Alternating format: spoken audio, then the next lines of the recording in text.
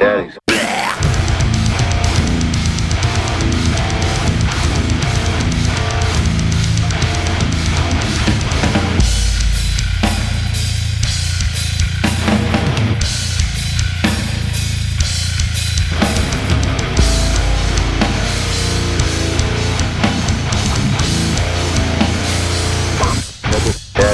Hey, welcome back to another week with us. My name is Jeff, Hi, I'm Silas.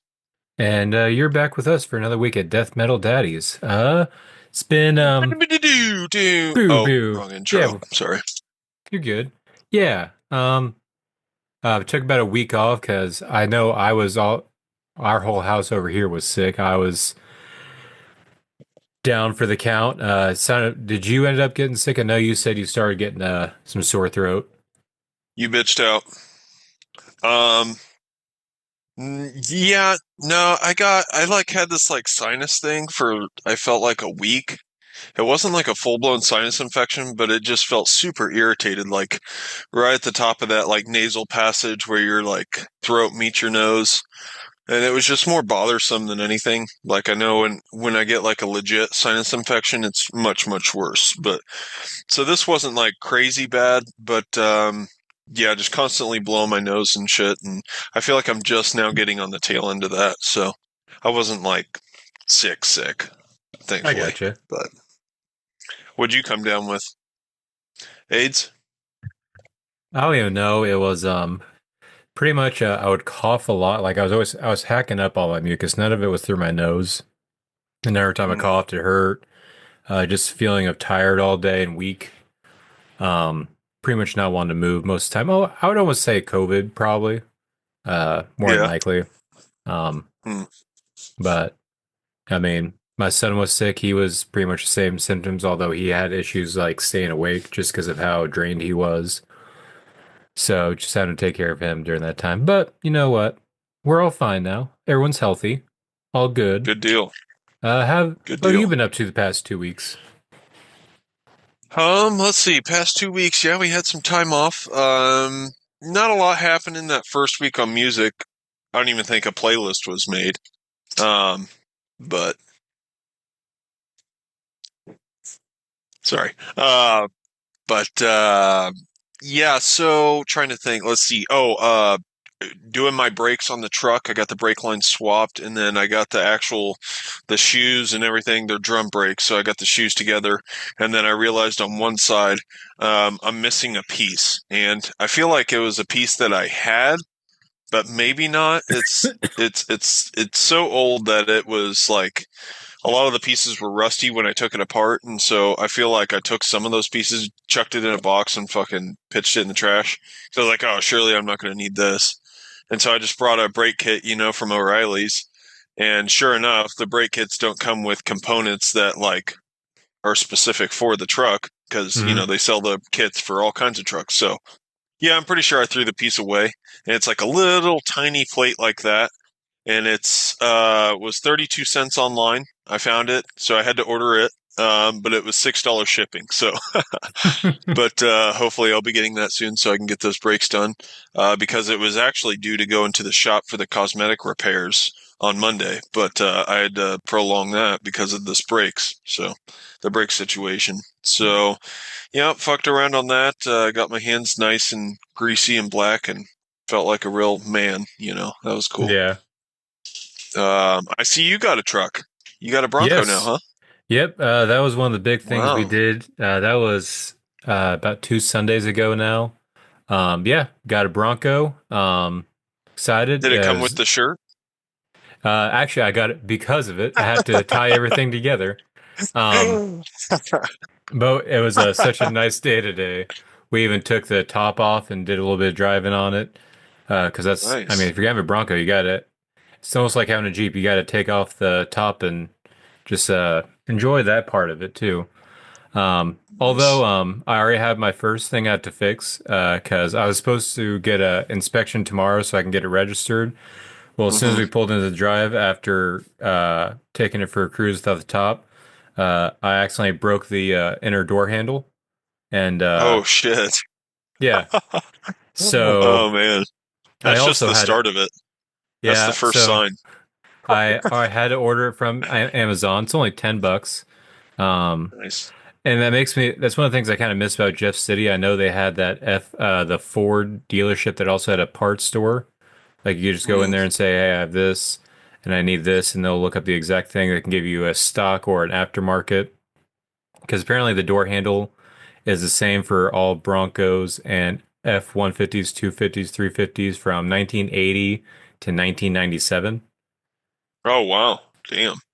So Nice. it's pretty So pretty common. common part. Yeah. hmm But it's one of those things now that I live down here, I don't know if a nearby place is going to have that. So I'd rather Yeah, if order it's it. accessible. Yeah. Yeah. Just get 1 day shipping, see if I can get it in times where I can install it, get it inspected, and get registered. But yeah. Then Well, and also, I'm sure you could find a ton of parts like if you did some real scouting at like scrap yards and junkyards and stuff. But like I don't know. I'm not really like hip on those things. Like I feel like they're very unwelcoming places. Like the mhm. one like here in Eldon anyways it is. I went in there looking for some spare parts for the Ranger. I was like, "Hey, I have a Ranger and I was wondering if you guys might have a couple, that I could maybe look at some parts for." He was like, yeah, what year?" And I was like, 99. He's like, I may have a couple out there. I was like, "All right, do you know where they be?" He's like, "Yep, they're gonna be over there." I was like, "Okay, can I just drive?" He's like, "No, you gotta walk." I was like, "Well, are they just like right over there?" "Yeah, just right over there." And so that's the only direction I got. And this place is, mind you, like, I don't know, um, at least like a 10-acre lot probably, which is, pretty good size. So I'm just like, over there, okay. And so I walked to where I thought over there was, and I didn't see any Ranger that was my year. I'd seen like one or two, but I was just like, I mean, surely there's got to be more trucks than that back in there. But I Yeah. didn't also want to go like snooping in the deep far back, and then he sees me. He's like, "Hey, what the fuck are you doing back here?" I don't know. I don't know how those places operate. I don't This know is if the you off know you limits can. junkyard. Yeah, yeah. VIP only.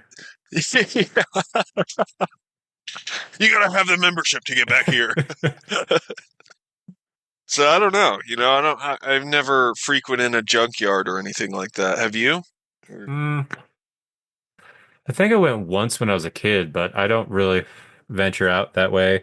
And I didn't even think about that. That'd probably be another alternative. But I was thinking of even because when I was looking at Broncos on Marketplace, there's a lot of people who are just like selling like broken down ones just for parts. Thought about Mm, just messaging them like, "Hey, I just need this part. Can I just go get that? Pay you whatever. I'm not paying the $500 for the whole scrap of the truck. Just I just right. want this one piece kind of thing." I That thought would be about cool. doing that. Yeah. Yeah, that would be cool. Yeah, Um, I yeah, I man. love the Bronco. What I have else? a Um, snow. sorry, I felt like I cut you off earlier. Oh, you're Sorry. good. We had the snow, so I got to enjoy Oh four-wheel yeah. drive again. Nice. That's Just nice. immediately kicked it into four-wheel drive as soon as you bought it, probably. No, because apparently I didn't notice I looked like a dumbass. My father-in-law showed me. Apparently, these older vehicles, so there is this shift to turn it into four-wheel drive, but also you have to go outside the car, and on the hubcaps, they're like locking hubcaps Oh yeah, the to locking like. caps. Yeah. I didn't realize that, so I had in four-wheel drive just destroying this part of this yard. Just Oh. well, it's one spot. I didn't move. It was just the Yeah. rear wheels just spinning, and it's like, why did I buy a car specifically for four-wheel drive and it doesn't work?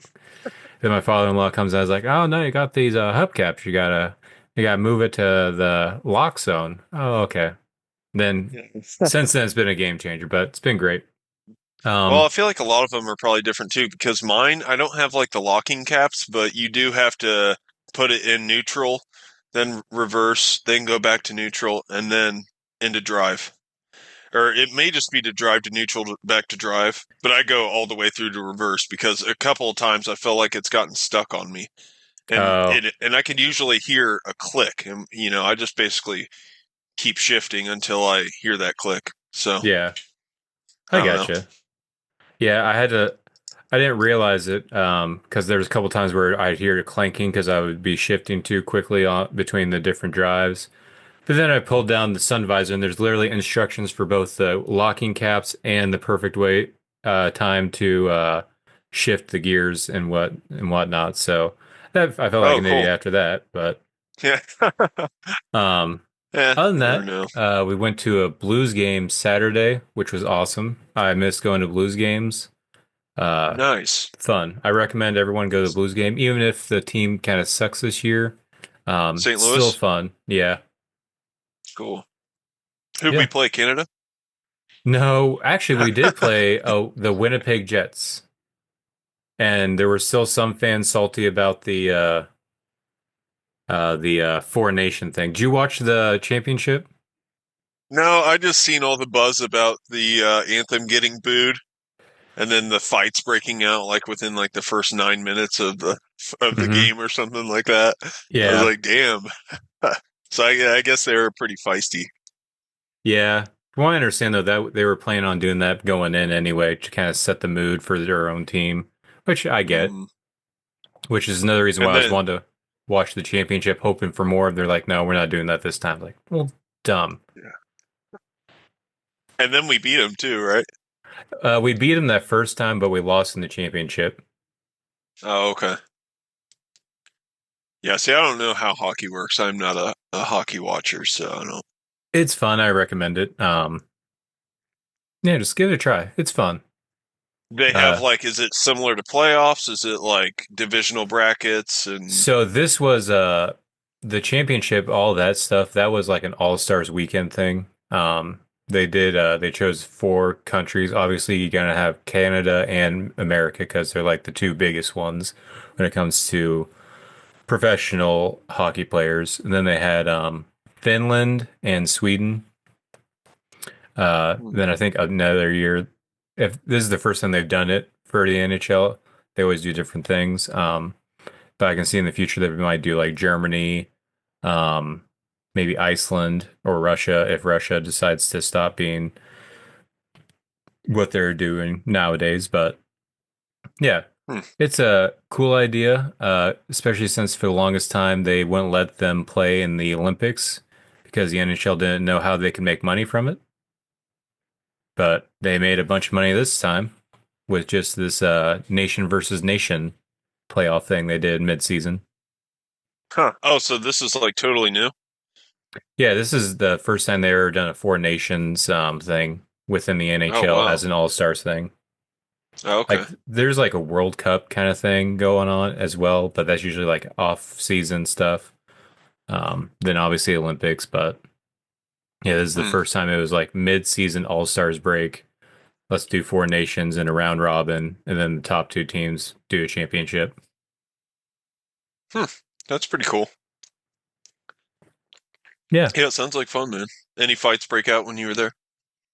There was a couple that were about to. It seemed though that they were not super serious about it fighting, and then also the rest immediately like got between them. It's all about Hmm. whether or not you have to come in with a plan to go in and fight kind of thing. You have to immediately throw off the gloves, and then the rest get back. All right, I'm not getting hit today. Huh. Oh, so it's up to the ref to back off. He can engage or not, or Yeah, the refs can break it up, but it's up to them whether or not they're willing to get hit kind of thing. hmm. Usually in the playoffs, they'll be more strict on stopping fights because they're like, this is prime time. We can't have this shit going on. Um, Oh, okay. Regular season, pretty much they let them do whatever. And then I think with this whole the Canada versus America thing, it's like this is gonna be good for ratings, so let's just let it happen. Yeah. Yeah, no doubt. So do they just like let them get fucking like bloody? Will they just let them beat the shit out Pretty of each much other? until someone's on the ground, they'll stop it. Is when they'll Oh, kind of wow. come in because then they can just When like one of lay the on top guys of them takes his ice shoe off and and stabs the guy like Happy Gilmore. just starts fucking pummeling him with his skate. Oh, that'd be crazy. It's like, no, this is for real. Ref's like, come on, guys, settle down. Hey, knock that off. Quit being a couple knuckleheads. Come on, guys. Damn it, this is hockey, boys. Come on now. But yeah, other than that, yeah, just the hockey game and the Bronco. That's about it. Anything else new with Cool. you? Cool. Nope. Started another course for school, and I'm actually in my lab, my last lab. So basically, that means I have two classes at the same time. I have a regular course and a lab on top of it, and so I'm not real thrilled about that because it takes a shit ton of time. Which lab is Uh, it? this is like I don't even know. Gonna be Bio, like Geo. yeah, it's bio. Gonna be doing like aquatic life stuff, I guess. I don't know. I had to order some shit for it. I had to order beakers and duckweed, live duckweed, which is like an aquatic plant. So I'm guessing it's gonna show up in a bag of water. I don't know. I don't know how else they'd bring it here. But so yeah, I don't know. Should be interesting. Hopefully I it's not gotcha. too crazy though. Yeah. Nice. Yeah. Are you ready to get into new music? What are you guys listening to?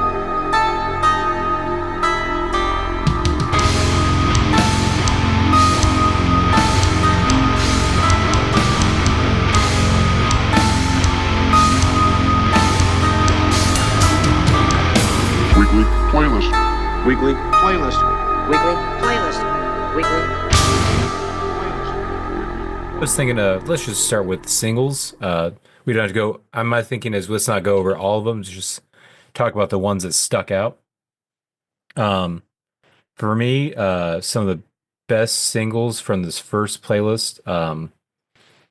Obviously, you got the new Imperial Triumphant featuring Dave Lombardo and Thomas Hake again. And that's the new song Pleasure Dome for their new upcoming album Gold Star. Uh, Hmm. this new Imperial Triumphant's really shaping up to be more accessible, in my opinion. I don't know what Yeah. you think of it, but I'm enjoying it so far. Yeah, I thought it was interesting. So I'm guessing like is he doing the whole album with them, or is this No, it just a looks like couple? it's just these two songs. And it also seems like they're not actually doing vocals. I think they're just adding more drums to the songs. Because Hmm. this song features two guests and they're both drummers, and there's no like weird vocals. It's literally just normal Imperial Triumphant vocals, but somehow Dave Lombardo and Thomas Haker, and so their drums are somewhere. Can you listening to it identify him and or Maybe no? if I listen closely, but as you know, with an Imperial Triumphant, there's just a lot of things to pay attention to. Yeah, Um, no doubt. Huh. Yeah, I yeah, feel like I listened to this one, but I didn't find it to be as appealing as the other one to me. yeah, Um, yeah. I did like the previous song. What was it? It was the other one with Thomas Hake. yeah, Kingdom something, I think. shit, it's not. It's totally missing me. I can't find my phone. I don't know where my phone's at. I mean, I guess I don't really need it, but I do like to look at the playlist on there. Let me go grab it real quick. All right.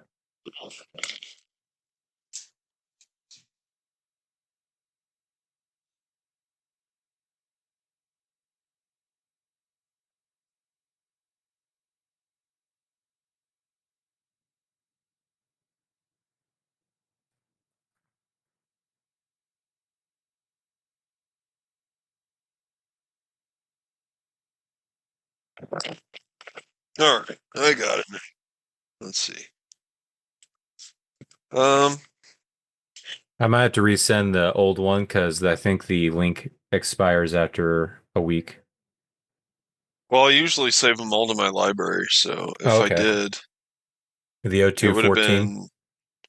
Oh, yeah. See, maybe no. It doesn't look like it's in my library. I can send it to you real quick, see if you just in case.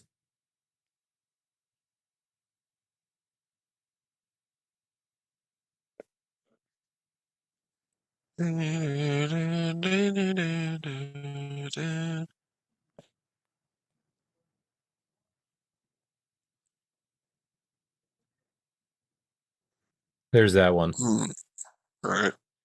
But yeah, other songs that I really enjoyed from this playlist was Crazed Killer from Gates to Hell. I'm really loving what they're doing. It's a short song, only a minute and 38 seconds, but it rips. Oh It's yeah, yeah. That one is a ripper, dude. I did listen to that one. yeah, it's I'm excited for this. I'm borderline thinking about pre-ordering this. I'm loving what I'm hearing from this band, this new band Gates to Hell. I'm excited for it. And you said you did listen to this one? Yeah, I thought it was super sick. And I feel Hell like yeah. they're very short and sweet and to the hmm point, it's just perfect time, timing, on the songs and stuff. They just get right to it and yeah, super badass. I was digging it. Hell yeah. Another song, I hope you listened to it, but you might not have.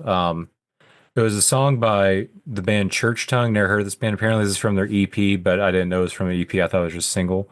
The name of the song is You'll Know It Was Me, and it's featuring George Clark from Deaf Heaven, who I've never seen do a feature before. And I thought was very interesting, and I really enjoyed the feature. It's very Man, weird, kind of a slower song. I don't think I did listen to this one. Yeah, I'll have to check that one out because I think I missed that one. Yeah, I love George Clark's vocals outside of Deaf Heaven. I love it in Deaf Heaven too, but hearing him outside it, especially in this kind of a slower metal song, I Mm-hmm. thought was very enjoyable. Makes me want Just to kind of doing his check out more. screams, or Yeah, his black that's metal awesome. screams on top of it. I love it. Nice. Um, one more set of singles I want to bring up on this playlist was the two singles by the Callous Cowboys. Did you check these out? Uh, I don't think I did. These were great. I've been was listening to these nonstop. It's two singles. It's Two-Headed Trout, and the other song is The Demon of Unreality, Limping Like a Dog. Um, so Two-Headed Trout is very like almost poppy, almost his like a Latino feel. Very like singy, but super catchy. And then like near the Hmm. end, it kind of breaks down to the heavy mathcore-ness kind of, but it's a sounds a little old school combined with new school mathcore. Like makes me think of like I can't it's not Dillinger, but just sound of the guitars, some of the melodies they're playing with it sounds great. And Demon of Unreality, Limping Like a Dog, starts off super heavy, super chaotic. I love this what they're doing. So yeah, I am excited about this new Callous Cowboys album. Great band, bringing back mathcore, making it cool again. I recommend everyone check that out. Oh yeah. And then this Yeah, week's I'm just playlist, skimming it real quick to see if I'd listen to it, but it doesn't sound familiar, but I am liking what I'm hearing. That yeah, two-headed trout, man, that's a heavy ass riff. yeah, Super sick. it's awesome. Very weird with how what they play, especially when the Hmm. first like minute and a half to 2 minutes is like not really screams, it's just kind of sang, but kind of in like a sexy dance kind of way. But I think it all Hmm. plays together very well. It's super catchy. Um, Sexy dance. Okay. absolutely. Um, but yeah, this current week's playlist only has one single, if I remember right. Yeah. And it's an absolute banger. Oblivion by Spirit World. Did you check this one out? Dude, yeah. These guys just do not disappoint. And I don't know. It's just they got a refreshing sound. I definitely like what they're doing. But yeah, I was very impressed with it. And I wanted to bring up because that's why I brought up the Church Tongue song with uh Deaf Heaven. It sounds almost like there's a guest feature in the song, almost like a black metal style vocals. Is that also George Clark or is that someone else? Then the other song, In Oblivion, or by Spirit World. oh, okay. I don't know. I don't remember. It's that part where it's like, pray to your Oh yeah, God. towards the end. hmm Yeah.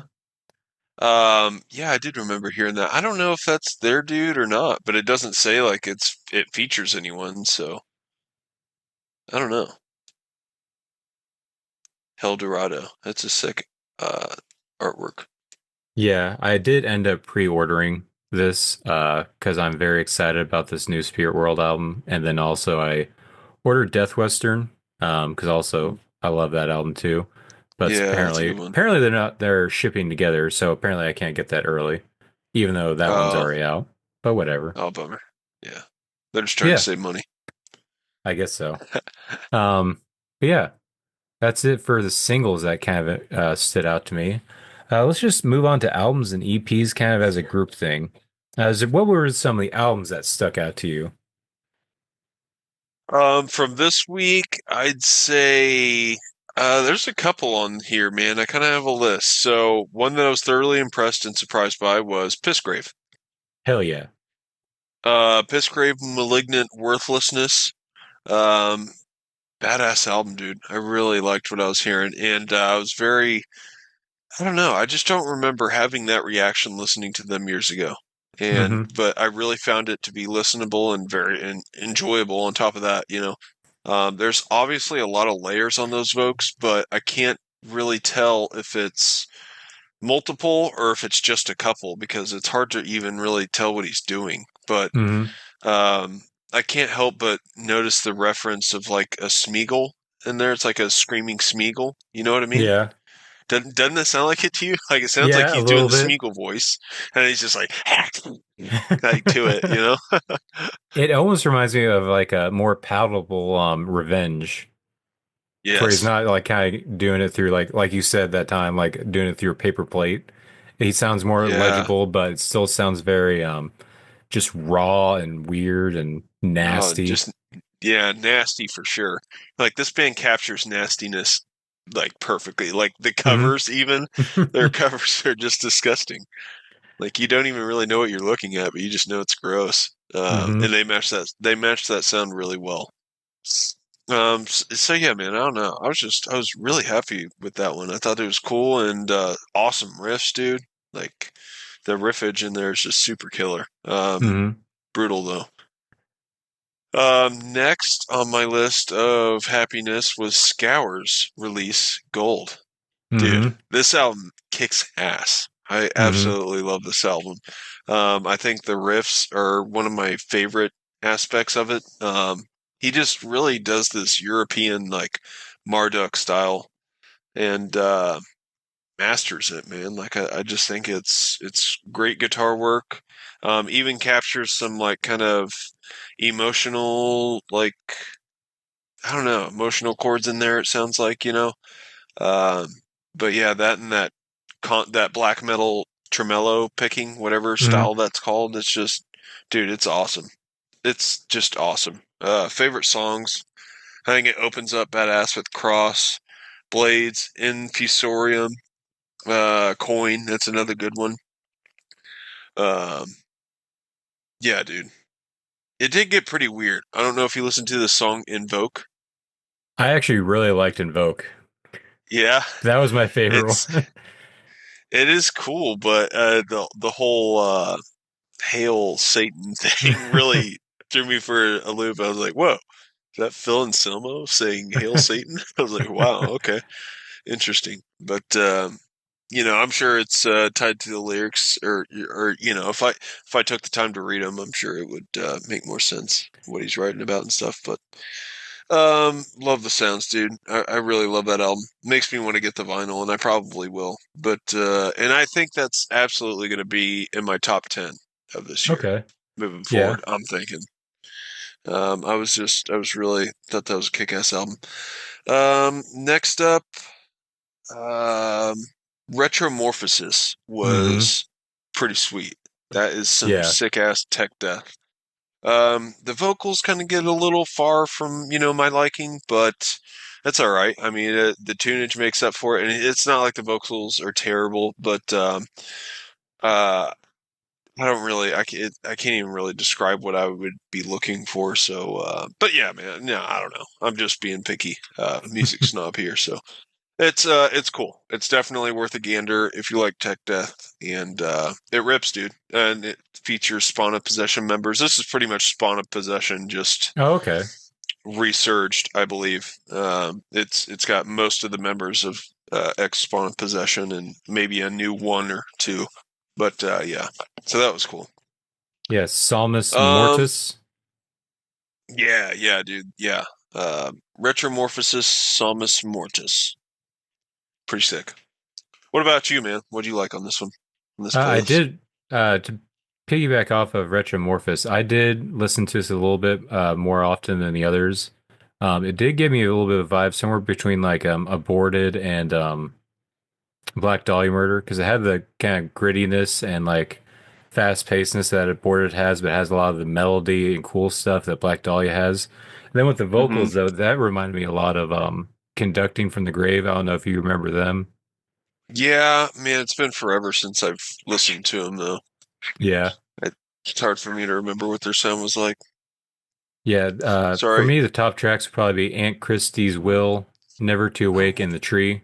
Uh, it was a very good album. That was awesome. Other albums that stuck out to me, I'm gonna have to go with. So this is an EP. My favorite release was this EP by God Complex. He Watches in Silence.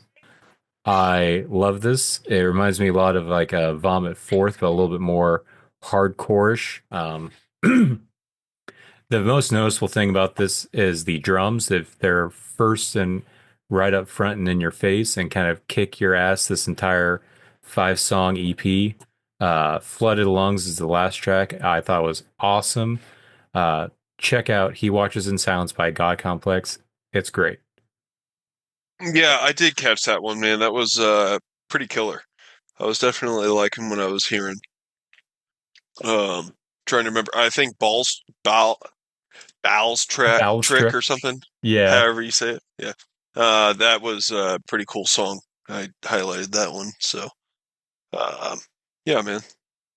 Solid playlist for sure. Yeah. Then we also have this new Bleeding Through album, 9. Uh it's it's not I do like it, but I'm not gonna say it's amazing. There's some things I don't not too big of a fan of, but I do think that this is pretty Was good. it the And vocals? um I feel like it's more some of the lyrics I found to be a little cringe. I found like in Yeah, same. Hail Destruction has some cool parts in the song, but something about some of the lyrics, especially that and also Our Brand is Chaos, Dead But So Alive, some of those lyrics just kind of like threw me off, took me out of the vibe. Um, Yeah, like, dude, I was so let down because I was really looking forward to it, and then it opened super badass. I was like, "Fuck yeah, Bleeding Through's back, dude!"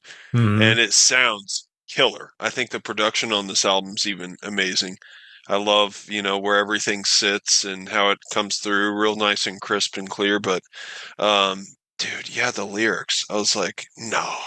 Oh, don't like get out of here, dude. Like, what are you doing? It gets cringe, and Mhm.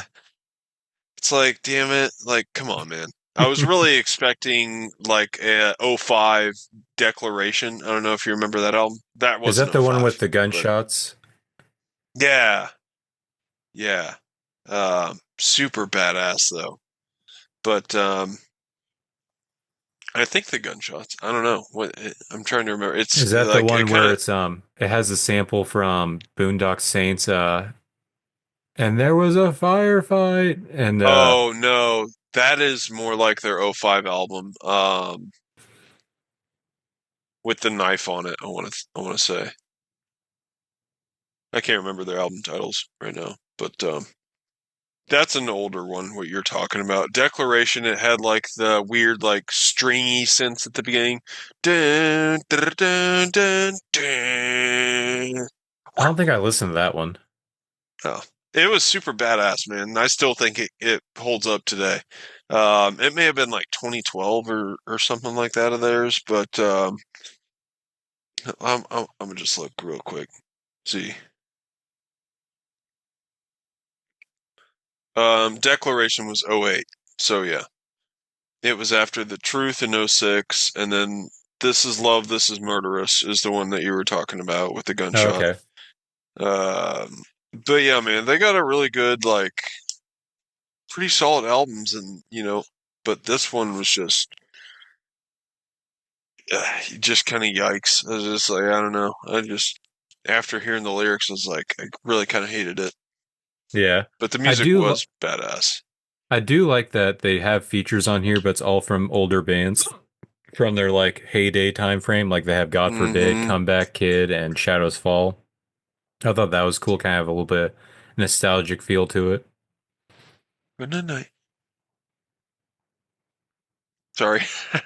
I'll be back. Yeah, for me, that's all the albums from this week's playlist I was really into. Like, I wasn't really into the new Kill Switch Engage album.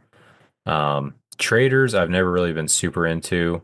I want to, Mm-hmm. but I don't know. I feel like the vocalist is the most important person in the band, both like skill wise and also focus wise, and to where the instruments, I don't feel like they're living up to what he's doing.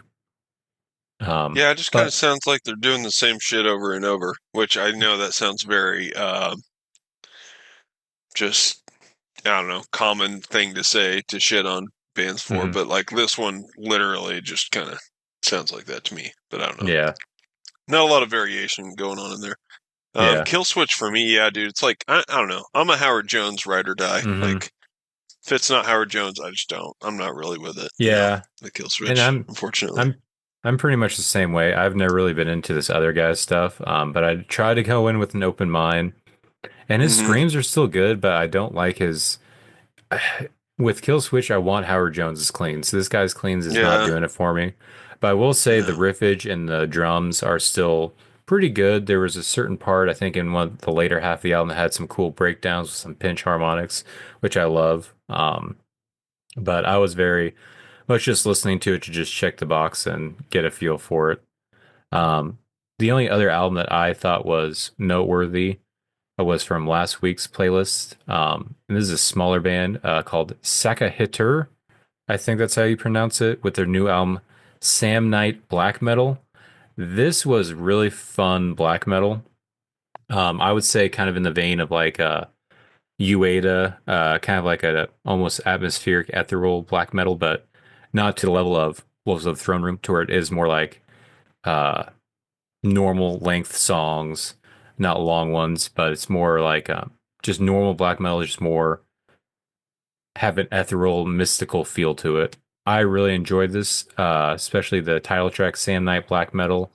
Karis was good. I recommend this. Show this band some love. I think they're a smaller band. Yeah, check out Saka Hitter and their new album, Sam Night Black Metal. Nice. Um, do you have any others you want to point out? I don't think so, man. I think that was pretty much it for me. I gotcha. I did find some other albums that were outside of this, but I didn't want to add since this playlist was already massive. But I wanted to highlight, and that was so there's two albums. Let me look them up. It was so this first band is a band called Seor. I've been seeing a lot of buzz about this release, and this is their new album. What was it called again? Amidst the Ruins. It's only a 5 song album, but it's an hour long. Every song is 12 minutes long. So already it's going to have a Wow. little bit of an issue with me, and it's folk metal, which Oh, I don't wow. know if I've ever talked about this, but I don't like folk metal. I find Yeah. they're all the same. I'm not interested, but this somehow captivated me, even though everything is 12 minutes long. I thought it was very interesting. They have a lot Huh. of good experimental instruments. Like it sounds like they have a pan flute from time to time, even bagpipes. Some good clean vocals on top of like the like black metal style vocals and stuff. It was good. I recommend this. Ian, and this is coming from someone who doesn't like folk metal. This is a good folk metal album, and that is this band called Saor, Saor, with their new album Amidst the Ruins. Sweet. I feel like I've heard the name, but yeah, if it's folk Yeah, metal, I don't know if I'm gonna Yander. Yeah, it was a weird one. Now I'm trying to find this one band. This was a fun band. Now I'm trying to find them because don't remember what their name. Oh, Shell Shock. That was it. So Shell Shock. I think that's it. That's it. Yep. So this is another newer band called Shell Shock. Um, their new album War Eternal. This is a kind of an old school death metal style, but it's themed around Warhammer, like that one game kind of like D&D. Oh, This yeah. was fun. It reminded me a lot of like Bolt Thrower, kind of old school death metal vibe. Fun album. I Oh, recommend okay. everyone check this out. This new album called War Eternal. Short, 37-minute long album, only 8 songs. Check it out. These guys deserve some love. This is a fun album. Cool idea, cool vibe. So yeah, check out Shell Shock. Hell yeah. Do you have anything else you want to add to this new week's playlist? I don't think so, dude. I gotcha. All right. Are you ready to talk about some metal news? Because there's been some stuff going on in the metal world since we've last Yeah. talked. Yeah, let's do it.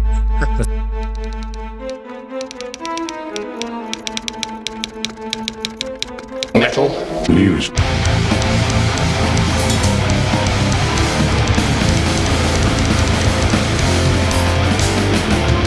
So about metal news. All right, so it's been only what 2 weeks since we last recorded.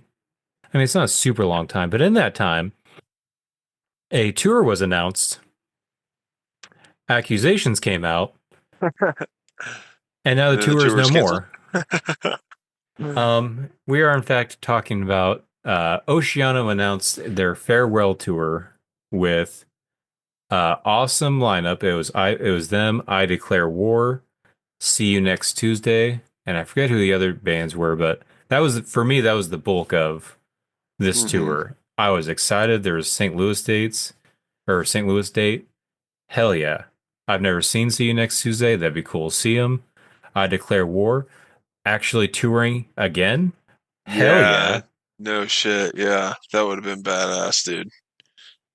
That, But thinking about that, it does suck that it's not a thing anymore. So is that did they officially cancel it? Because last I heard they were still allowing the tickets to be purchased. um I don't know. I know See You Next Tuesday dropped off it because of the accusations, and they even released a Yeah. statement and everything. So, for those who weren't keeping track of the situation, so they announced it. They had this whole tour poster with like it was like purple, black, and then like yellow, and it had like a coffin with it had like Oceano's logo with like I forget what year they started, then 2025 to 2025. Pretty cool. And then this guy comes out and says, who apparently drew, they did like a contest for like fan art for like the tour poster. And I guess this guy submitted, but was told he was not chosen. However, then it seems that they just changed it slightly and are now passing it off as their own. They get called out, people get pissed, and instead of responding, Oceano seems to have just taken down everything about it and have even deleted their profile picture, their cover photo. They're just not talking about it. See You Next Tuesday have made their announcement that they are dropping off because of the accusations, because most of the people in that band, their side businesses or their main businesses are visual artists and they've been ripped off. So they were pissed about it. So they said absolutely not. So I I don't know if the tour's still happening. I don't know. Yeah, I don't it doesn't look good, you know. I mean, and I think it's safe to say that you're not going to get a show at this point. So if you are buying the tickets, you're probably just gonna wind up in some long-term return for your money. So, Hmm. or battle for your money back. But yeah, I don't know, man. I don't know what Oceano's doing. But I did see the photo, and it is way too similar, way too closely similar to the original. Did you see Hmm. the comparison? Yeah, they are pretty much. It almost looks exactly the same. I think maybe the coffin's slightly opened in another, and the light's coming out of it. But other than, and then like the background behind the band's name is slightly changed. Like it looks a little bit different, but all in all, the vibe and the color scheme, the vibe of the album, and what it's portraying is all the exact same. There's Hmm. just a few nuances here and there that look like there's changed. What do you think of Yeah. it? I just think it's a lot of bullshit, and a lot of it I think is just more attention. Like it's just like a almost looks like a ploy for more attention, like doing the whole profile deletion thing where you can still click on the name, still see the page, but like there's no photo, no information, all that shit.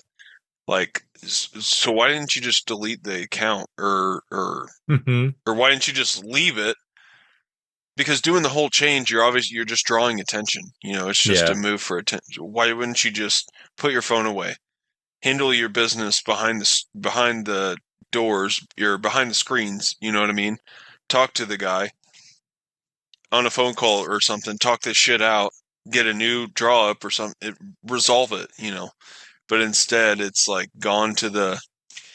I don't know. And I guess these guys the artist could have went directly to the media with something like this too, or I don't know. I don't know. Bad moves all around, really. I mean, it really comes down to the mocking of the original of the artist's photo, and it does look way too similar. The only problem is I'm pretty sure that the artist's statement said that he gave them permission to use his idea, but he wanted them to change it. So, like, he did want it to not look like his mock up, but, like, if you don't specify, then in a legal battle, they could look at that as, well, I mean, you didn't specify what you wanted changed. So, like, yeah, they changed the shade of from dark blue in the background to a lighter blue. And you know what I mean? So, Yeah. I don't know. I don't know. I I also don't know the saw technicalities of it. the artist also posted screenshots of a text conversation between him and Adam. And I guess Hmm. Adam was trying to say there was a different artist and that this is their direction and stuff like that. Which my Oh, thinking is, if there really was another artist and that somehow it is super similar, but it's just coincidence, why don't you just name that person then? Because that would clear up everything. yeah. Yeah, I mean, it probably would. Yeah. Get that artist statement. Yeah. What did Adam from Oceano Here's tell you to here's the do? person we actually he hasn't said anything, I don't think. Yeah. No, I'm saying he probably told the new guy, just do the same fucking thing. Just I change mean the I colors, man. It's think I gonna be can look fine. it up. Let me look up the screenshots the guy shared. Oceano. Well, what I thought's crazy from the get-go is the design even that really good to be copying? It's not like even actually the original almost looks like it's more of like the background kind of looks like Carnifex's newer album Necromantium because it's that green and purple to where the Hmm. new one is just purple and black. Hmm. But here's the text conversation that was back and forth between the artist and Adam. I'm a bit lost for the guy. I'm a bit lost for words and don't know what to say right now, but I'm pretty bummed to see this. Looks an awful lot like the flyer I provided you, that I was told didn't make the cut. Aside from some texturing and color grading, it's basically the same flyer. My wife came to my Oh, office to wow. congratulate me, thinking it was mine. I thought you said your flyer didn't make it. Oh, Adam shit. responds. Adam responds, "Did you hand draw yours? And what do you want to make you feel better for keeping the for me keeping the artist direction?" Other guy. Oh, no. That's not hand drawn either. That's textured with some cross hatching. Dude, I don't know, but that stings look quite a bit. Yeah, Adam. Well, it looks better. What do you want? This isn't personal, so please let's solve it and move forward. Uh, let me know what you want for it. It's not sting as much as I did not expect this. It's a similar layout, yes. Other guy. I don't know yet. I guess we'll have to talk about this later. The privilege of having my work being used for the tour would put me over the top. Adam, I didn't like it though. No offense, that's my artistic Hang on, honesty. I'm kind of losing you for some reason. Sorry, I My kind of goodness. lost the last bit of what you said. Oh, Adam said, I don't like it though. No offense, that's my Huh. artistic honesty. I have sent you $100, so it's 50 less than I paid for all the finals and social media edits and changes for the one in use. Typically do not typically do not do that, but given we will be working together further, I hope this shows my intentions are not to hurt feelings but to utilize the best visuals for my vision, bar none. Other guy, thanks for that. We'll have to have a meeting soon. So I guess he did eventually pay him.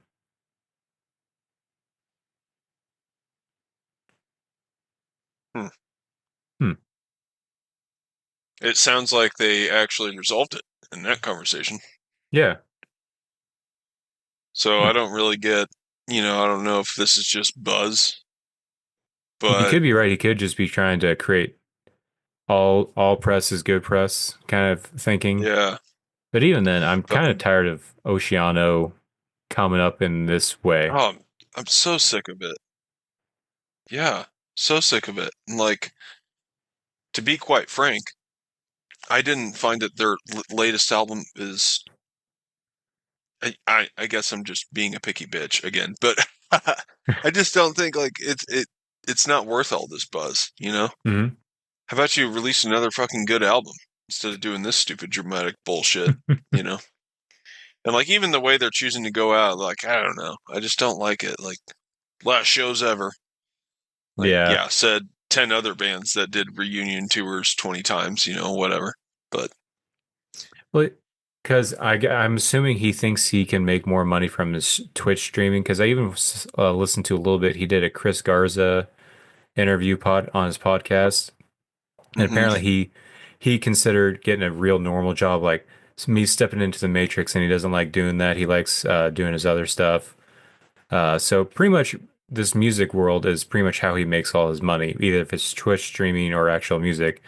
But he was complaining about how touring is takes him away from his life, his friends, his family, which I get to an extent. But at the same time, you don't haven't continuously toured in like 10 years. Last time I saw you was your last tour, and that was 2014. So I don't know what you're Yeah. complaining about. Yeah, that's But that's crazy. just my opinion. I don't know. I feel like he's just getting a bigger and bigger head on his shoulders, especially with the Twitch streaming, I think. Because there's no way Mm. this is not going to not negatively impact his streaming numbers. Yeah, I don't know. I mean, I guess I don't even know what he's streaming. Is he doing video games? Is it vocals or I think it's vocals. I've seen him do oh. like a lot of covers and stuff. Yeah, I have too, but honestly, I didn't even find it to be thrilling from Yeah. other vocalists that I've watched, but whatever. Anyways, yeah. I don't know, man. I think it's just a big attention grab, really, Hmm. doing all that shit. Just kind of seems ridiculous. And at this point, I really don't care if I see Oceano again. I would honestly prefer if the rest of that tour just continued the tour with the dates. Like we'll honor the tickets and we'll go there, kind of thing. I would Damn, love to see I that'd be a Declare War and see you next that Tuesday. would be a baller move if they did do that. Yeah, but it's hopeful thinking. We'll see. Um, you have anything more to add to the Oceano drama? Because there's some other news that's happened. Um, Nothing more on that note, but I had a question for you.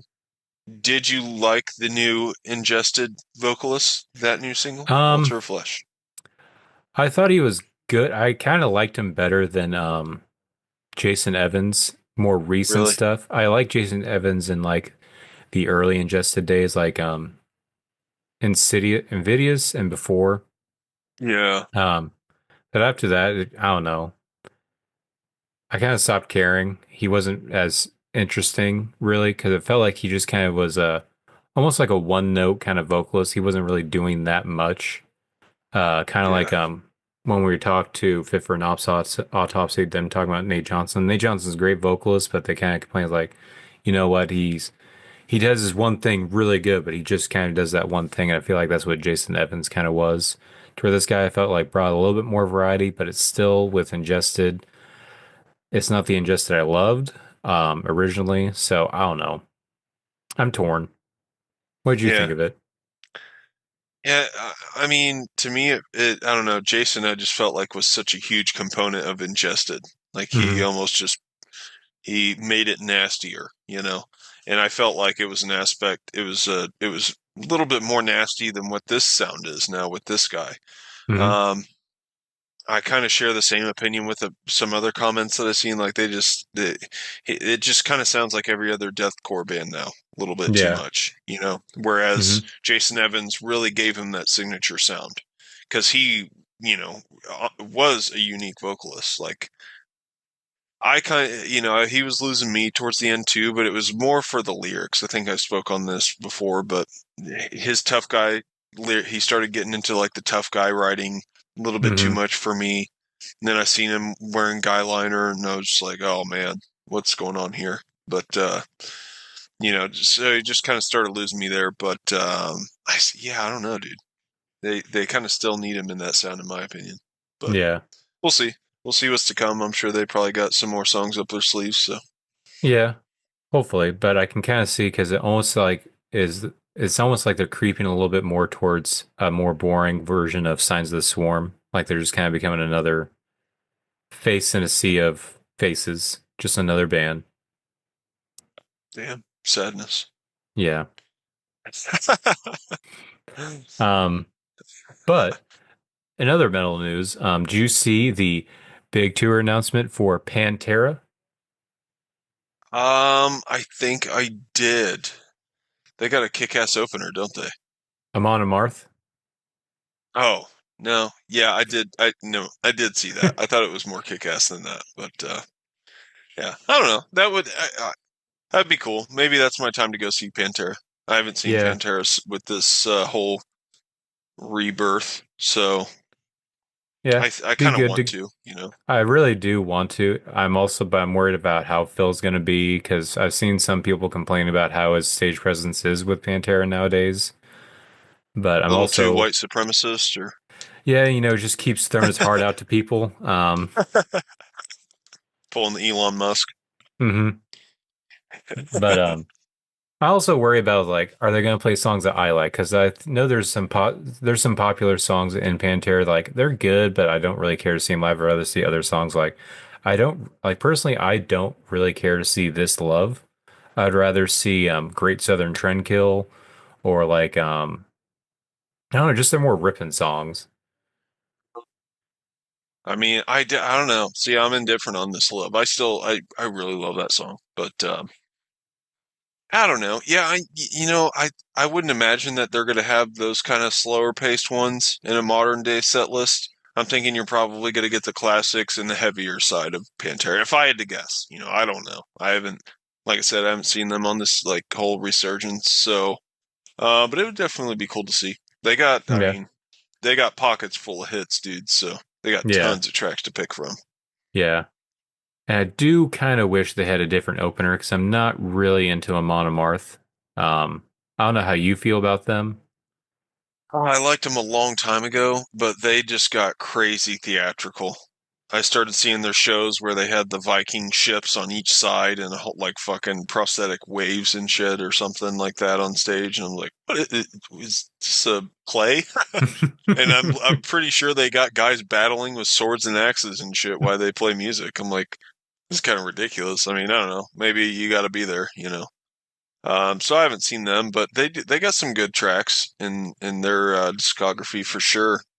So if they're still playing classics, man, I mean, I probably wouldn't mind to catch them, but I don't know that I'm going to be uh, gunning at the barricade, to see them or Yeah, anything like that.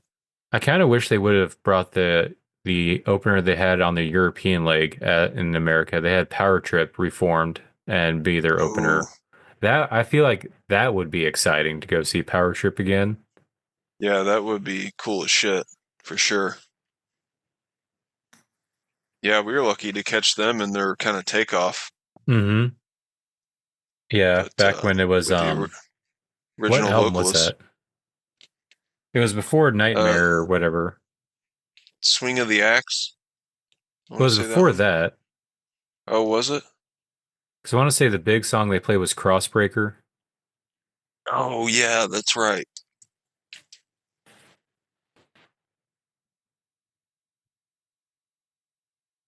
Sorry, had to look at it. You're good. Yeah, Um, that would be a sick opener for Pantera. Let's think of another one. What would be another good one? They've done Lamb of God, right? I think so. But I don't know if they toured. Oh, I think that was more like the Latin America tour if they did that. Oh, Um, okay. Kublai Khan. Oh That man, would pair well. wow. Oh, dude, you hit the nail on the head with that one. I don't even think I need to think of one now because you that's perfect. Kublai Khan would be a perfect opener for Pantera. Hell yeah. Absolutely. Damn, dude, that would be a badass show. That I would be, yeah, I would be looking at those tickets on the day of sale probably. That would be so kick-ass.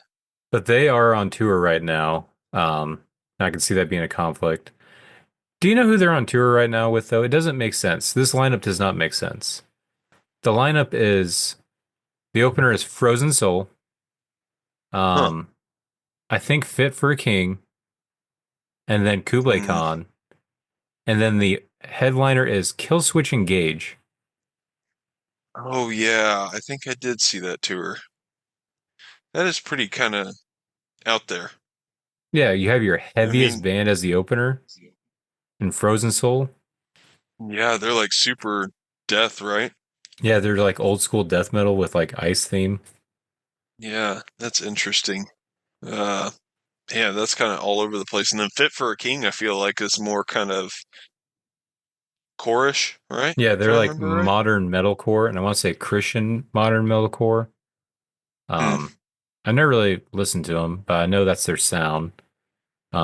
And then obviously Kublai Khan, who I think is going to get everyone pumped and excited. And then you have Killswitch right Yeah, after. yeah, pumped and excited to leave. No. I kid, I kid. They're a fun band to watch, but again, I got to see them with the Howard Jones era. Thankfully, man, that was hmm that's cool. Because I don't know if that's gonna happen again, but yeah, I don't know. I mean, I feel like looking at that or thinking of that lineup now, that's like an apparent just you're trying to grab fans from every base there. You know what I mean? Just compile them, see what hmm happens, sort of thing. So it might work, in that aspect. But Yeah, I'm debating on going to it, but it's on drill weekend. So it's all dependent on whether or not I can get off in time. Because I oh, really want to see Kublai Khan live. dude, I'm sure they put on a kick-ass show. Hell yeah. Because I guess I've been, the time they played in with Lawrence Shore, I guess they ended with both Amp Pile and Amp Pile 2, just back to back. oh, yeah, that would be so sick. Uh, as when you were younger, having hobbies was like you could just keep on adding more and more hobbies. Now that Hmm. you're older, some of your hobbies kind of thinned out. Is there any hobbies that you've stuck with pretty much your entire life that you kind of are still is still a regular hobby? And also on the other end of it, are there any new hobbies you've kind of adopted since you become a father? Because obviously priorities shift, time shifts. Because not only do you have kids, but you Hmm. have a spouse, you have a whole house that you're trying to divide your time so your hobbies kind of go to the wayside. So are there any that have Yeah. stuck with you? Are there any new ones that you've adopted? Well, hobbies, yeah, I mean, definitely video games, man. Like, I started playing video games such an early age, and I never really dropped them. Like, I'll still kick on a game of Madden or Call of Duty. Like, I've been playing a lot of Warzone with my brother lately. Kind of get back into that, like, hardcore. Um, and, it's like, it's one of those hobbies, like, I definitely phased out of once I became a dad. And I've kind of drifted back into it, but I definitely don't play like I used to. But I think it's something I'll probably still keep around, just because they're fun. Fun for the mind sometimes. I feel like I wind down doing that every now and then. Um, And then I've definitely acquired hobbies. I don't know if it's since I've become a dad, but as much as it's just age, probably both. But like, I really get into gardening in the spring. I like landscaping a lot. Mowing, I usually enjoy the first couple of months, and then I get pretty fucking sick of it come July. But I don't know, dude. That's just I don't know if that's just kind of like a man thing or what, but and then the accumulation of this truck, working on the truck, like love hate. I've kind of gotten into that, but you could almost say it's like a hobby if you got a truck that old. Probably going to be doing Hmm. a lot of shit to it. So, um, so stuff like that, and then the songwriting with bands and stuff like that. I always kind of wanted to be involved doing that, so I acquired that. Um, Early 20s, and I'm still kind of doing that every now and then. Probably not as much as I was with my last band playing shows, but um, I I still try to do it a lot at night. Like that's one of my hobbies. Like right before I go to bed, that's like one of the last things. Like I'll probably do it tonight after we get done. But if I can just find a word or two, or a line or two, just slowly work on them. But yeah, I don't know, man. What about you? Um, as for things I used to do, I still every now and then I try to squeeze in time with guitar, but it's I say maybe a couple minutes a month. It's dramatically gone down. I've never been super good, but I always like to like whenever I pick it up, there's certain riffs that come back. It's like, oh yeah, I like playing that, and then I'll be like, oh, I want to learn a new song, and then I look into it, it's like, it looks easy. Then I try to play, it's like, oh fuck, I still suck. I'm worse than I was Yeah. before, kind of thing. Dude, you gotta Um, stay on top of that. Like I remember I mm-hmm, learned Freya by the Sword on guitar, mm-hmm. and I could play it pretty good, down to bound down to do, and it was like super fun to play. Got to where I could play it like pretty good and for a while, and quit playing it, and yeah, I do not know how to play it. So I mean, I definitely couldn't do it today like I used to be able to, but yeah, it's just like one of those things that takes time and practice, and like you just got to work on it every day, or Mm-hmm. as much as you can, and that's why guitar players are so good because I feel like that's just a huge part of what they're always doing. But Mm-hmm. yeah, man. Yeah, and it's also just the different aspects of the different things you forget because not only is it like the muscle memory kind of goes downhill if you aren't practicing, but also just like some of the knowledge, like yes, if you don't remember how to play a song, but also for a while I was getting into like the theory stuff, like trying to figure out why this sounds good, what chords go with what, and trying to figure out, all right, this is this key and stuff like that. I was learning that for a little bit to where I could even picked apart and learned what's the opening song on Esoteric Warfare? Watchers.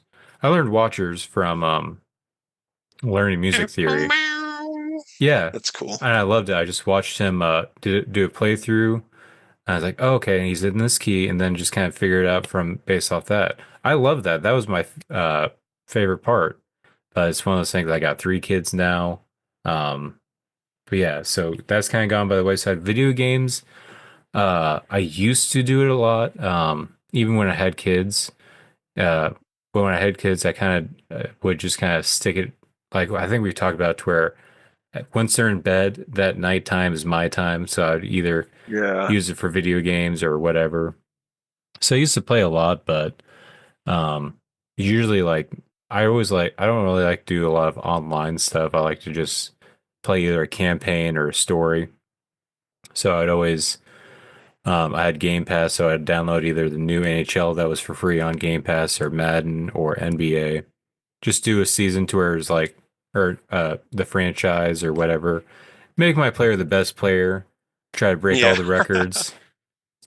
Yeah. I'd always be quarterback and like, all right, I gotta get a three-peat and stuff Yeah, like no that. doubt. Or I'd play Fallout.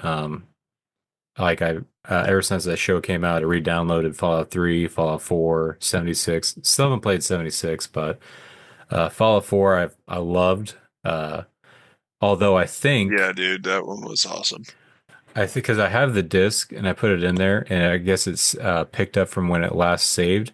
And I think it was when we lived together was the last time I played it, because the name of the character is Stank McDangus or something like that.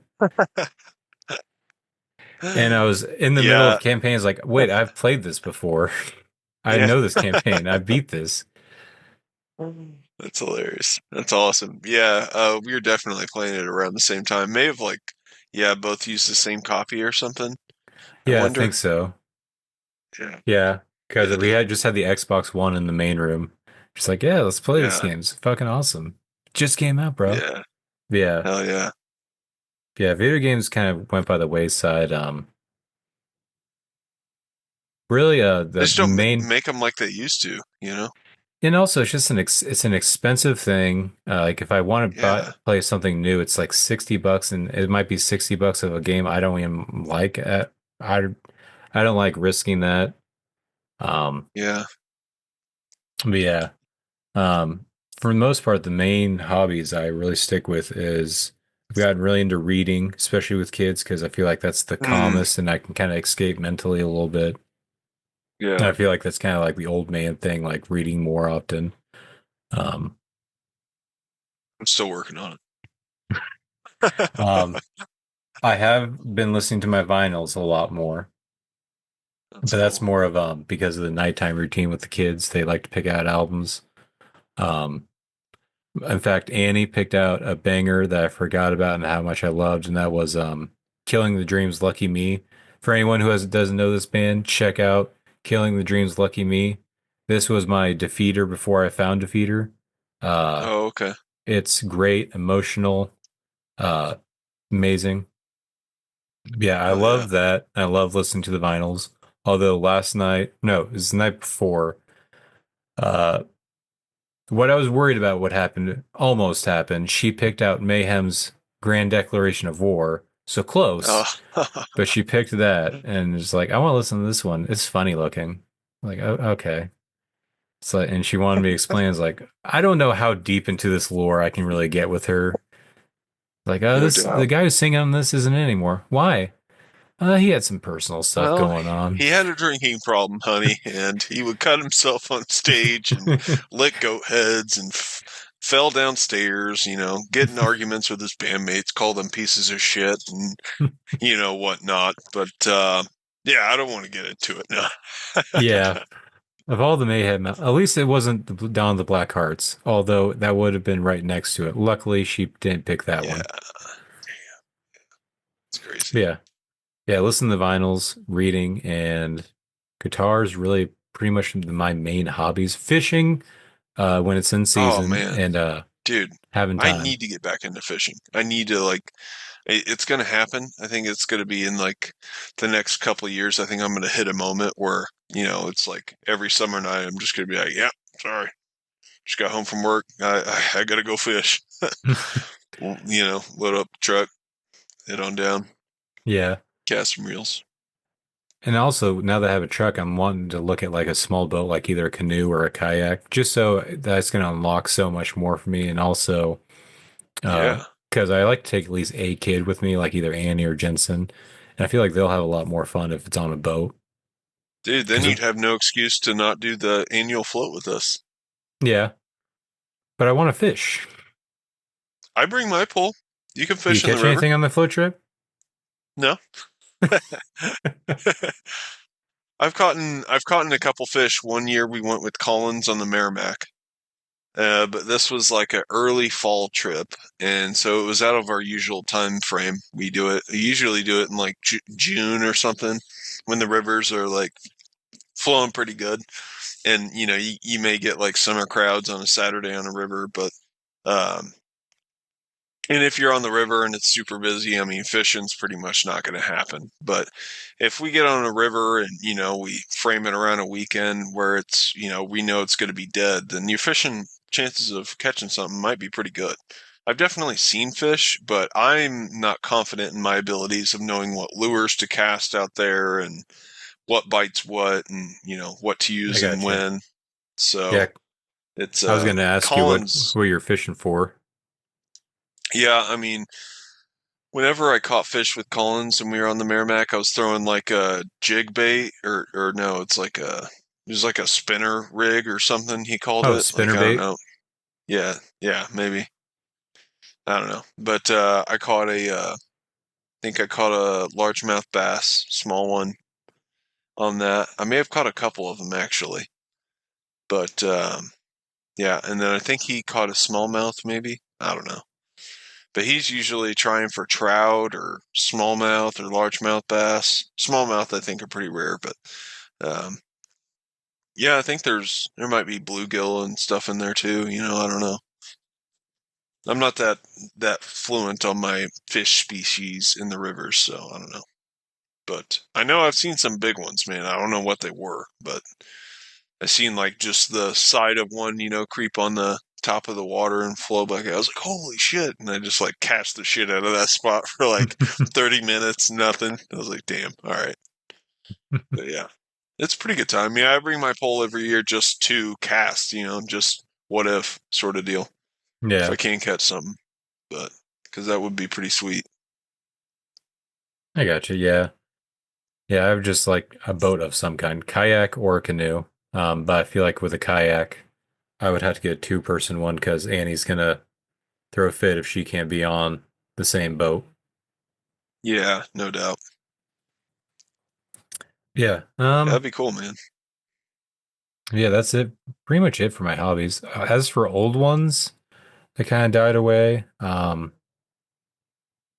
I guess drums, but I mean, the drums stopped because my roommate at the time who had drums eventually moved out and took them. So I couldn't, drums went away.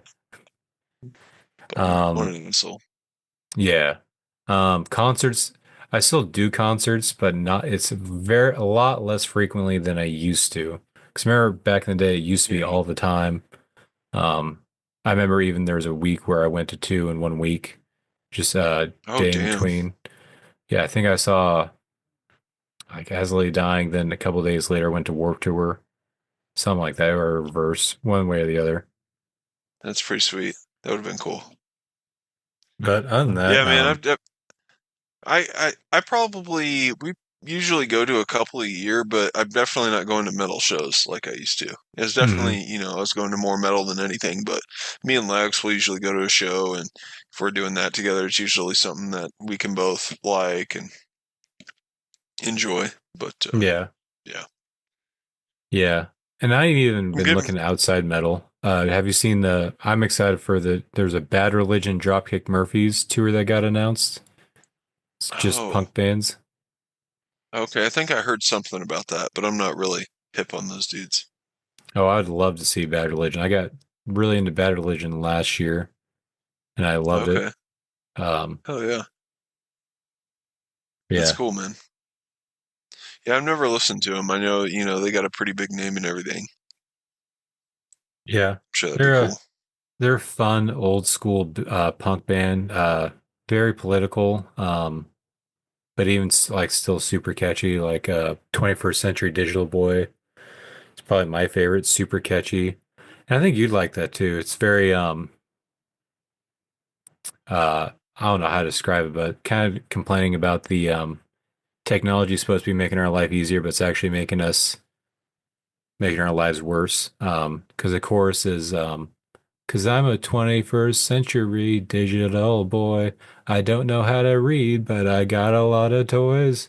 My daddy's a lazy middle class intellectual. My mommy's on Valium, so ineffectual. And life's a mystery, yeah. That's great. That's awesome. I'll definitely have to check that out.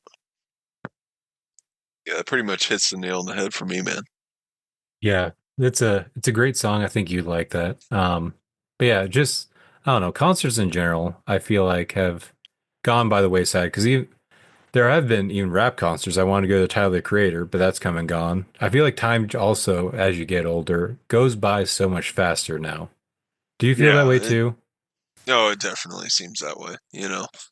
Um, yeah, it's crazy, man. And I mean, especially with the girls and just seeing them now, and you can go back on your phone and see them 2 years ago and how much smaller they were when they just started saying this or something like that. It's like, holy shit, like what happened?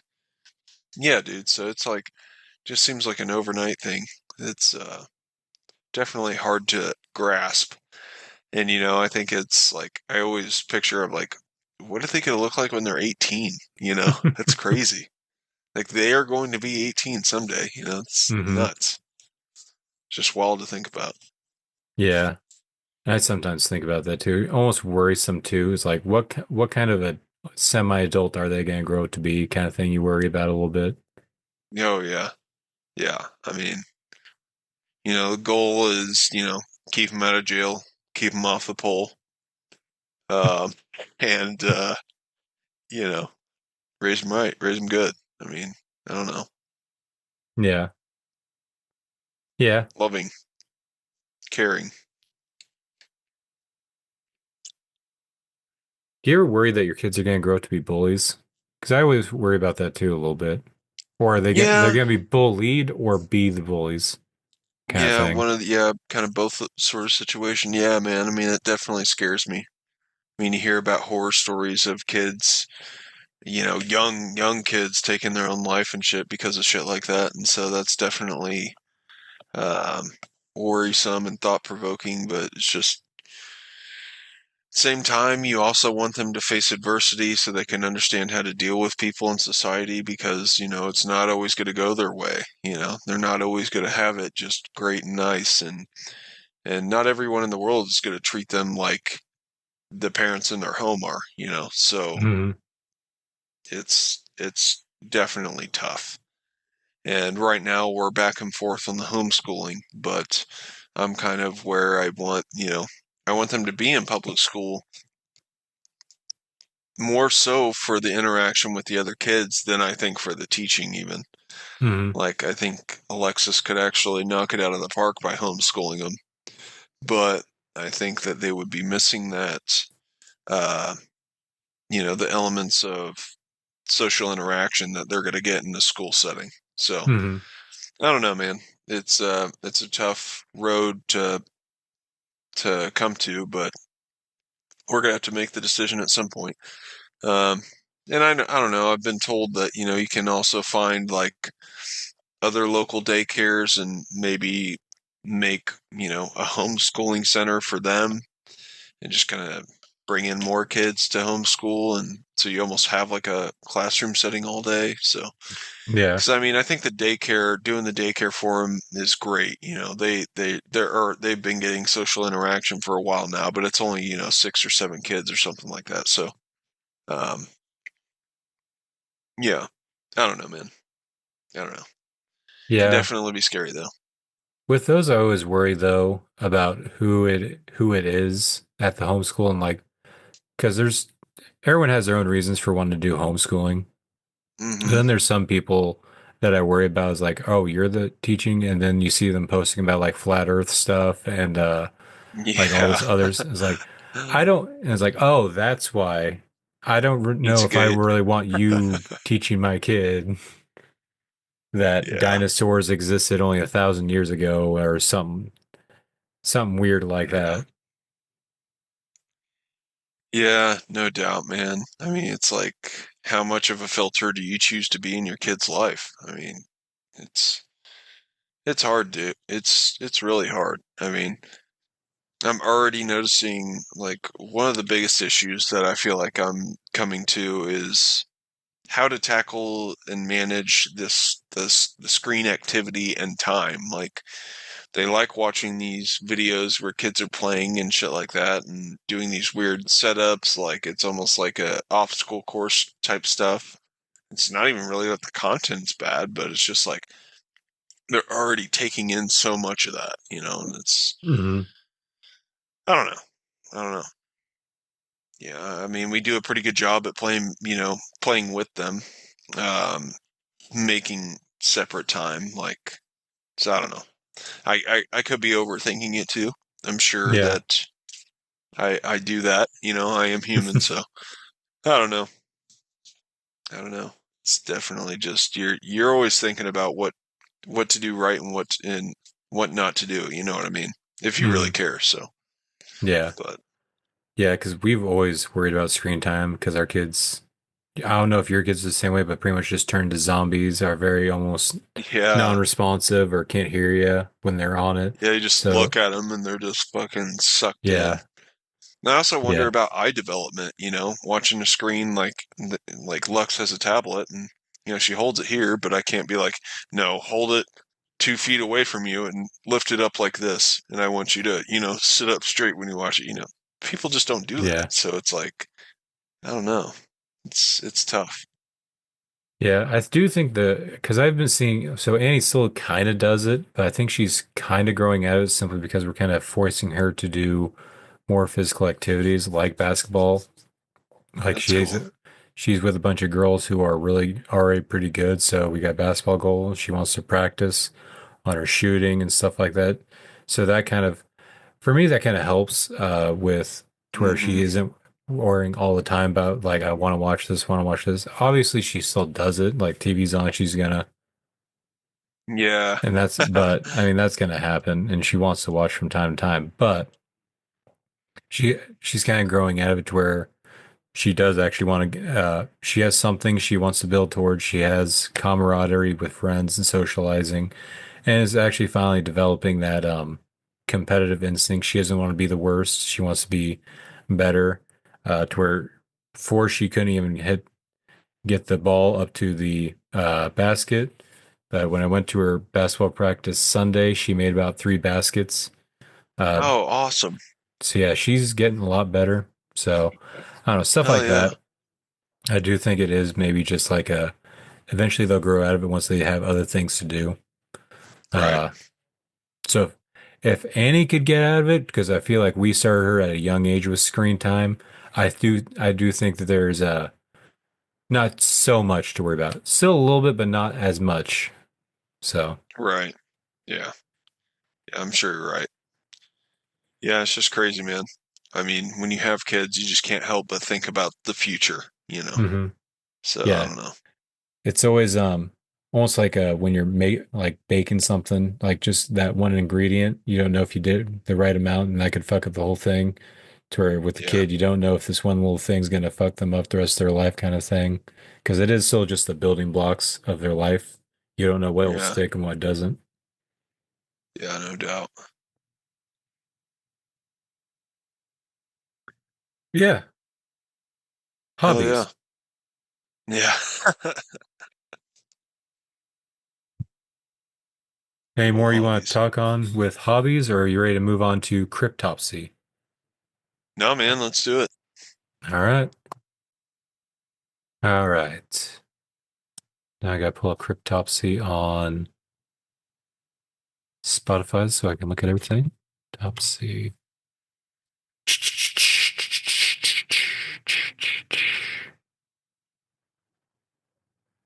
Cha. All right. So we are doing the legendary death metal, tech death, whatever you want to call them, legends Cryptopsy. Um, this was I thought I was super familiar with them. Apparently, I'm not. And I found that out listening to these albums. There's a huge chunk of their discography I've never listened to. More of that than ones I have. But you know what? It was still fun. You will obviously be able to see which ones I favor more and was more familiar with. There was some good surprises though in the ones I did check out for the first time. Um, yeah, let's start at the beginning.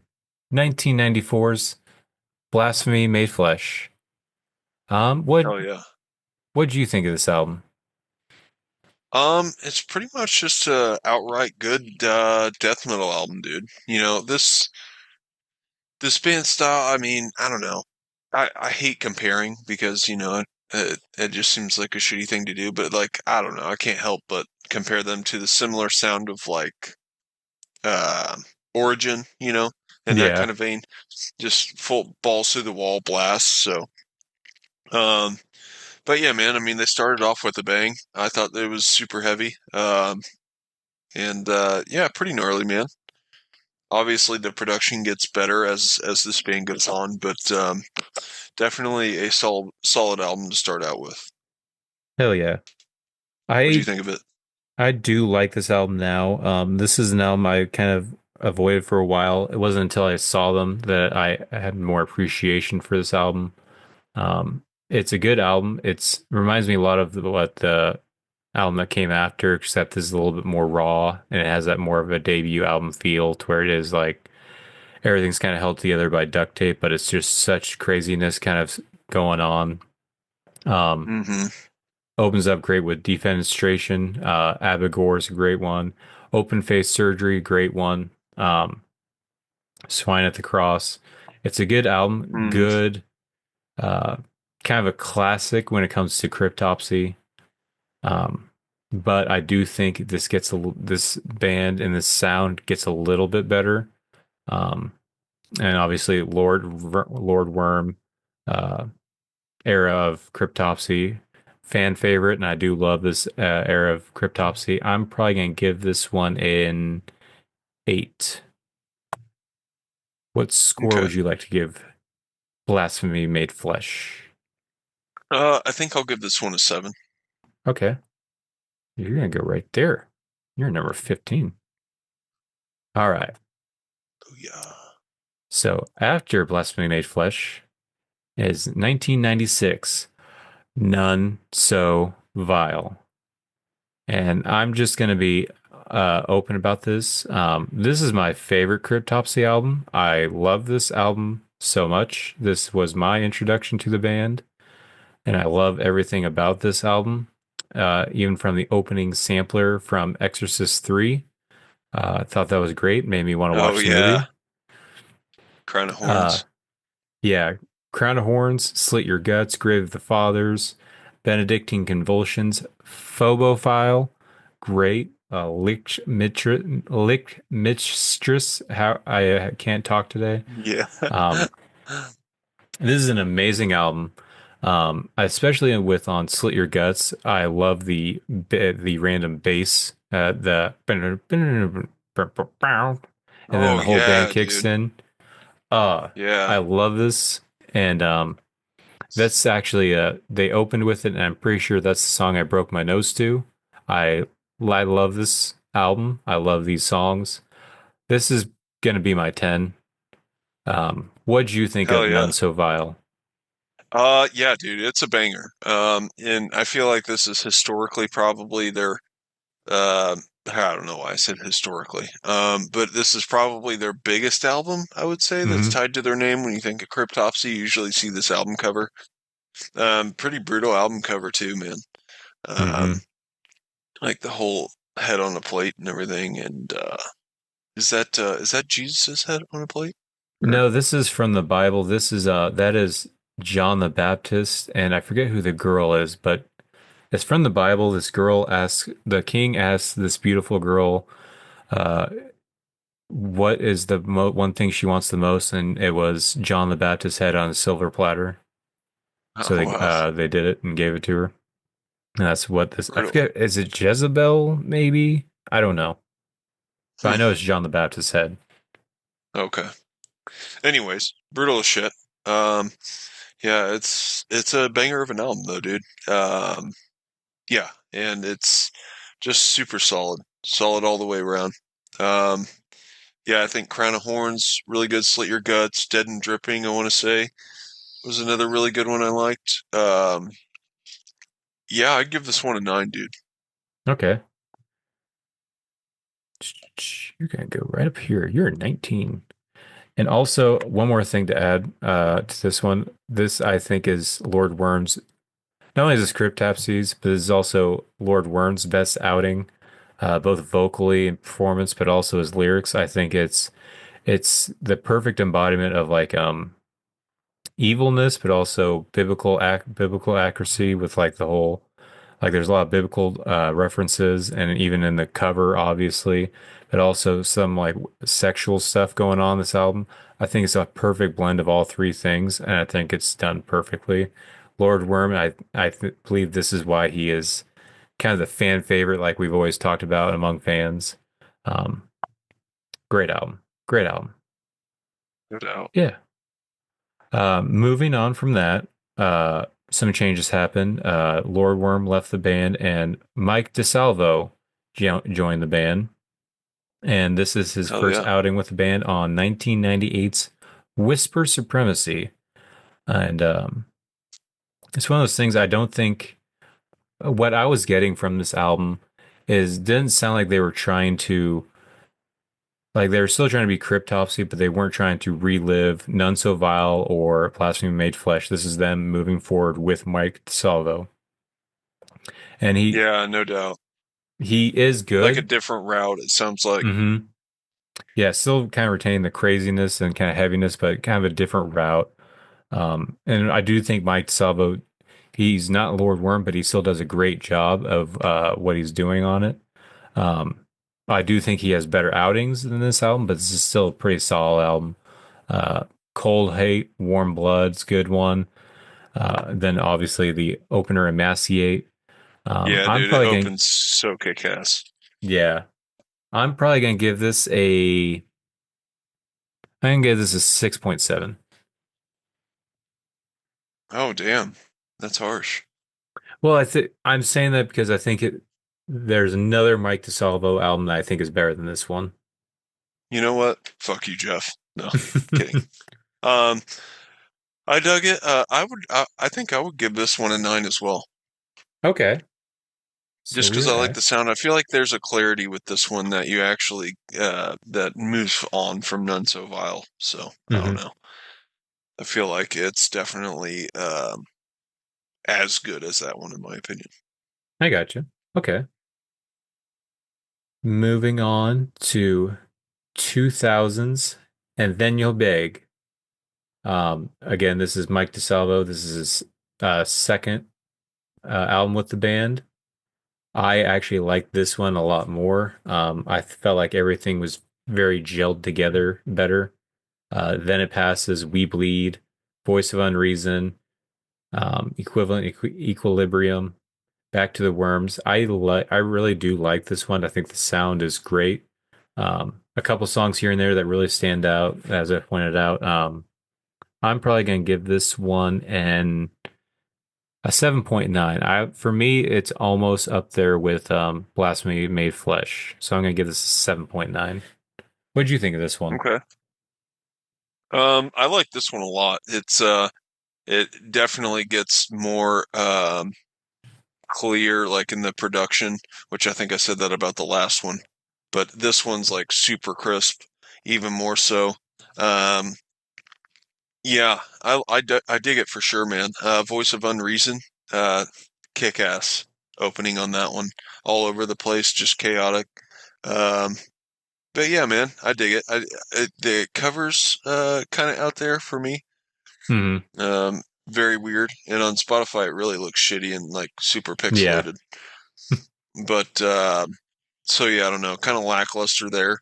But I think honestly, I think it's just as good as Whisper Supremacy or None So Vile as well. So I would probably give this one a 9 again. Oh, okay. So Nine's for everyone. Fuck it.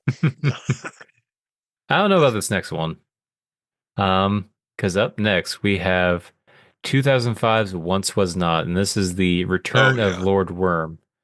And I know he's a fan favorite. I love him. However, checking this out, they are I don't know if they're trying to reinvent themselves. And also, I don't know if Lord Worm is also wanting to reinvent himself, but there's just a lot of weirdness in this album. I think the big song from this is The Pestilence That Walketh in Darkness, Psalms 91, verse Oh 5 through yeah. 8, which the song, most of it is literally him reading those verses and just like a weird, I don't know how to describe it. Like a old Victorian ghost story kind of tone. I don't know. I'm not too into this one. You got Keeping the Cadaver Dogs Busy, Curse of the Great. Um, I don't know. There's some good stuff here and there, but for me, this one kind of it's too weird and it's not the Cryptopsy I love. So I'm probably Yeah. going to give this a 5.5. Okay. Fair enough. I think I'm pretty much right there with you on this one. I think it's lackluster. Um, and unexpected with his return, and that's why I guess I'm kind of confused as to hype around Lord Worm. Like you said, I know he's a fan favorite, but there's definitely no noticeable differences but between this and None So Vile. um but yeah, I don't know, just not a lot that I really got attached to on it, so I think I would probably give this one a 6. Okay.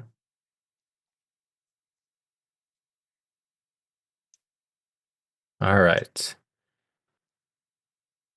After Once Was Not, we have another lineup change.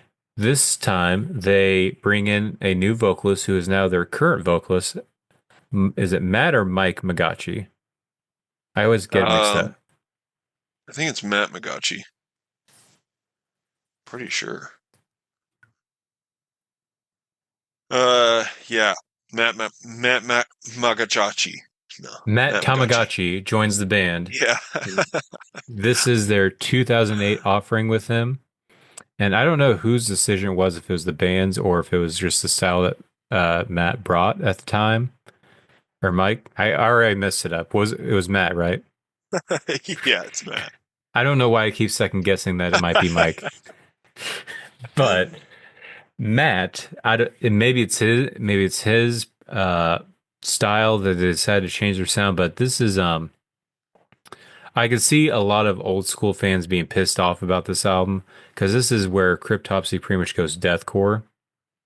But in listening to this with an open mind, I actually really enjoyed this. I actually kind of like the deathcore elements a little bit. Opens up with "Worship Your Demons," silence your tyrants, bemoan the martyr. There's breakdowns in this, some cool riffage, and also Matt does a good job. I think this is actually, I feel like the people hate this album. I do think this is a good shining example of good experimentation. I'm glad they didn't stick with it though, because obviously it'd be weird to have a bunch of new deathcore songs and then also playing like None So Vile era stuff, because they kind of don't really mesh too much. But I do think this is a good outing of weird experimentation with deathcore. So, and that's this 2008 Unspoken King. I'm gonna give this a 7.8. Okay. Nice. What do you think? Yeah, man. I'm with you there. Like, I actually really like the sound and the addition of Matt Magachi. Dude just sounds brutal as hell, man. And I think it's a good intro album for him. I don't know that it's my favorite, but and I haven't listened to this one all the way through, but from what I have heard, I really do like. I think you still get the elements of death in there, um, like the Resurgence of an Empire. Like, I really like that one. But yeah, man, I don't know. I didn't. I do think I have seen a lot of shit and hate on this album, but yeah, I don't know. I think I'd probably give it an 8. Okay.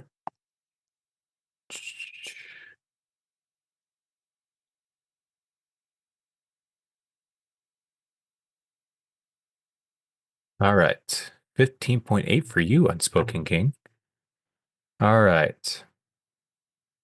After that, in 2012, a little bit of a shift in sound a little bit, but it's almost where this album for me, this is so 2012 they come out with their debut, or their not their debut, their self-titled album Cryptopsy. And this is, I would say, somewhere in the vein of, the sound is somewhere between Unspoken King's like kind of deathcore time, but also uh what you consider like the classic Cryptopsy sound, more of like that very fast, technical, very quick, changing paces and stuff like that. It's somewhere in between there. And I think this is a good offering, and I think this probably made a lot of people happy. I wasn't paying attention at this time, but I feel like when this came out, this had to make a lot of people happy. Kind of going back to their old sound a little bit more. This one, for me, this album's a grower, not a shower, because I don't feel like the first couple songs does this album justice. You got 2 Pound Torch and Shag Harbor's Visitors, which I mean, Shag Harbor's Visitors isn't bad. I wasn't too into 2 Pound Torch, but I feel like the rest of the album has a lot of good meat Yeah. on it. Redskin Scapegoat's a good one. Damn Oh, Draft dude. Yeah, Dodgers. Uh, there's some good meat in here. for sure. So I'm probably gonna give this one an 8.1. Okay. Yeah, man, I'm right there with you. I agree. I think it starts kind of lackluster, but yeah, Redskin Scapegoat. That's a sick one as hell. Um, but yeah, it's still not my favorite, but definitely cool. And I would probably give this one an 8 point. No, I'd give this one an 8. Okay. So we're at 16.1.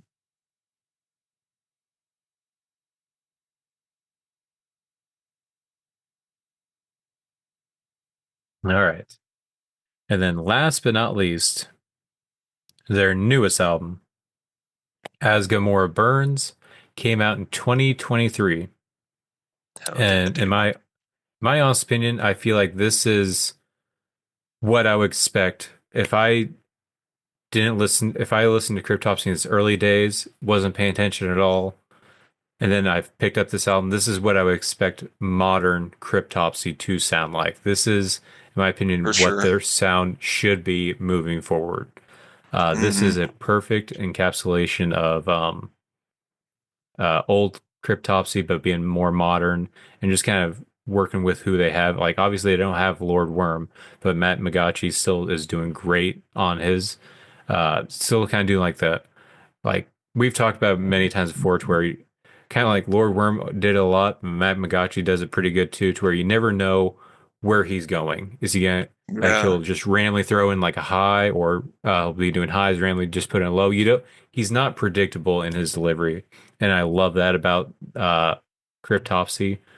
And it's on full display here. You got great songs: "Lascivious Undivine" and "Abeyance," Hell yeah. "Flayed the Swine." This is a good, in my opinion, full return to form. And I think Mm-hmm. this is the sound they need to, if they're going to keep being a band, this is the sound you need to stick with moving forward. I'm going to give this one an 8.5. Nice. Yeah, man. I absolutely agree. I think this is like it's a great sound for modern tech, brutal death, whatever you want to classify them as. But it's opens up just with a banger, and then yeah, In Abeyance is probably my favorite track on this album. Love the lyrics too. But yeah, Matt Magachi, man, he's just so signature. Love his style. So unexpected in his delivery. And yeah, dude, I love it all around. And this is probably my favorite Cryptopsy album. So I'm gonna give this one a 10. Okay.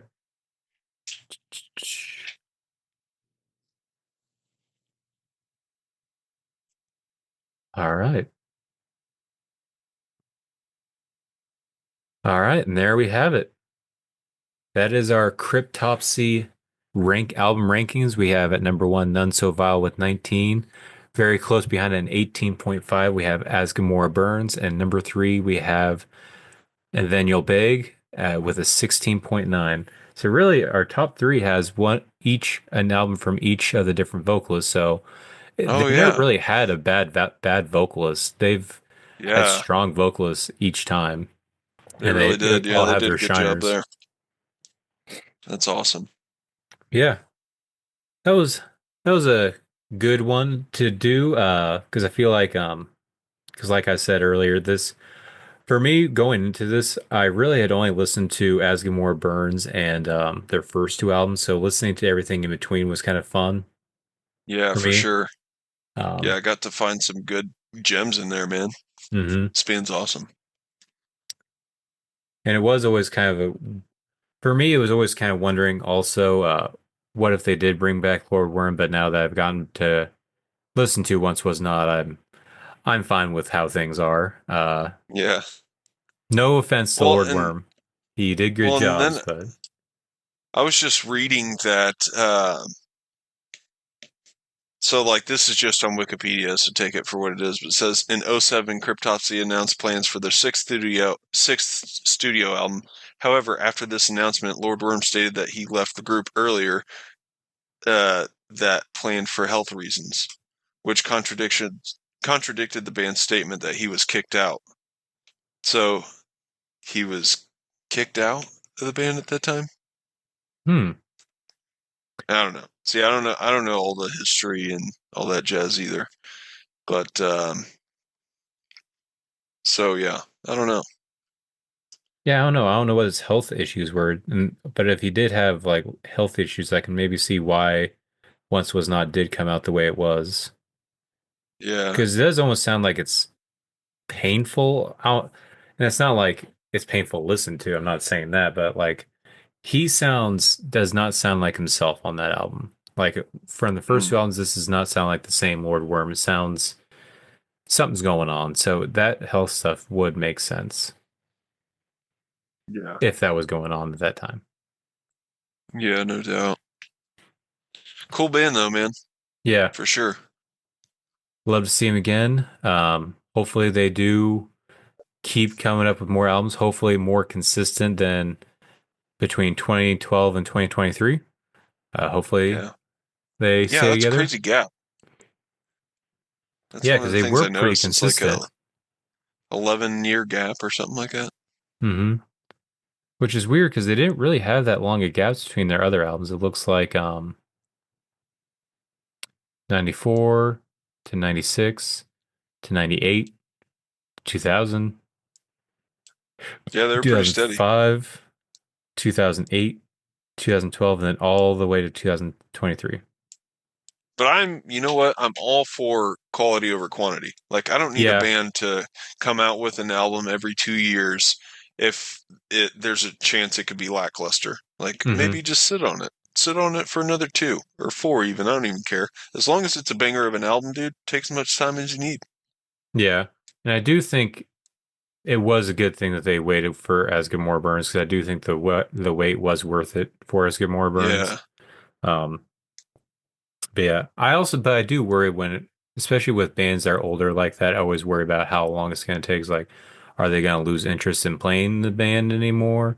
Or is Yeah. someone going to die of old age? I don't know. I always worry Are about that they with like bands like Cannibal Corpse and Slayer. I always worried about yeah. stuff like that. Are they gonna do cleans? Is that why they're taking so long? You know?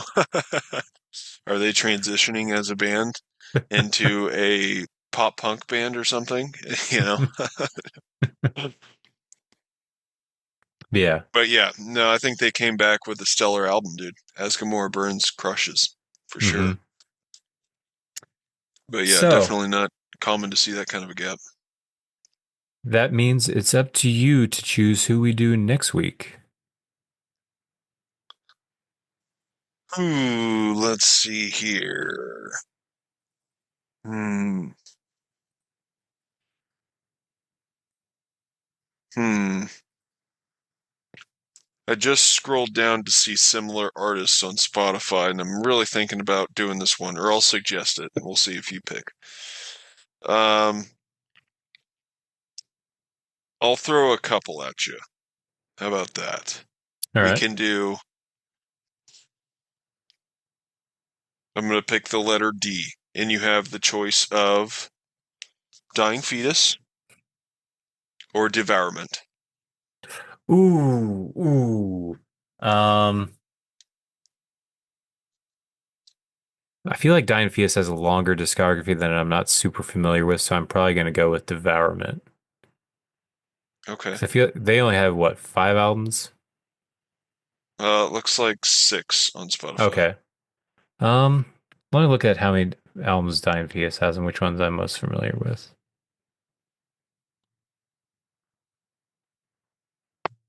So you got Make Them Beg for Death, Killing Adrenaline, Wrong One to Fuck With, Reign Supreme. God, their last one was so good. Is History Repeats, is that a They compilation or got is a that a full lot. album?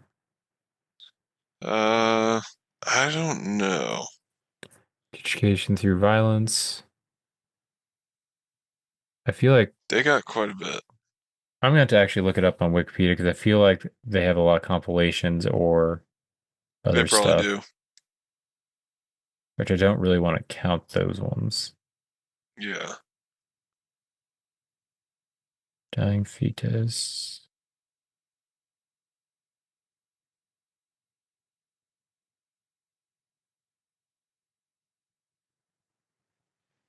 They have 1, 2, 3, 4, 5, 6, 7, 8, 9. They got 9.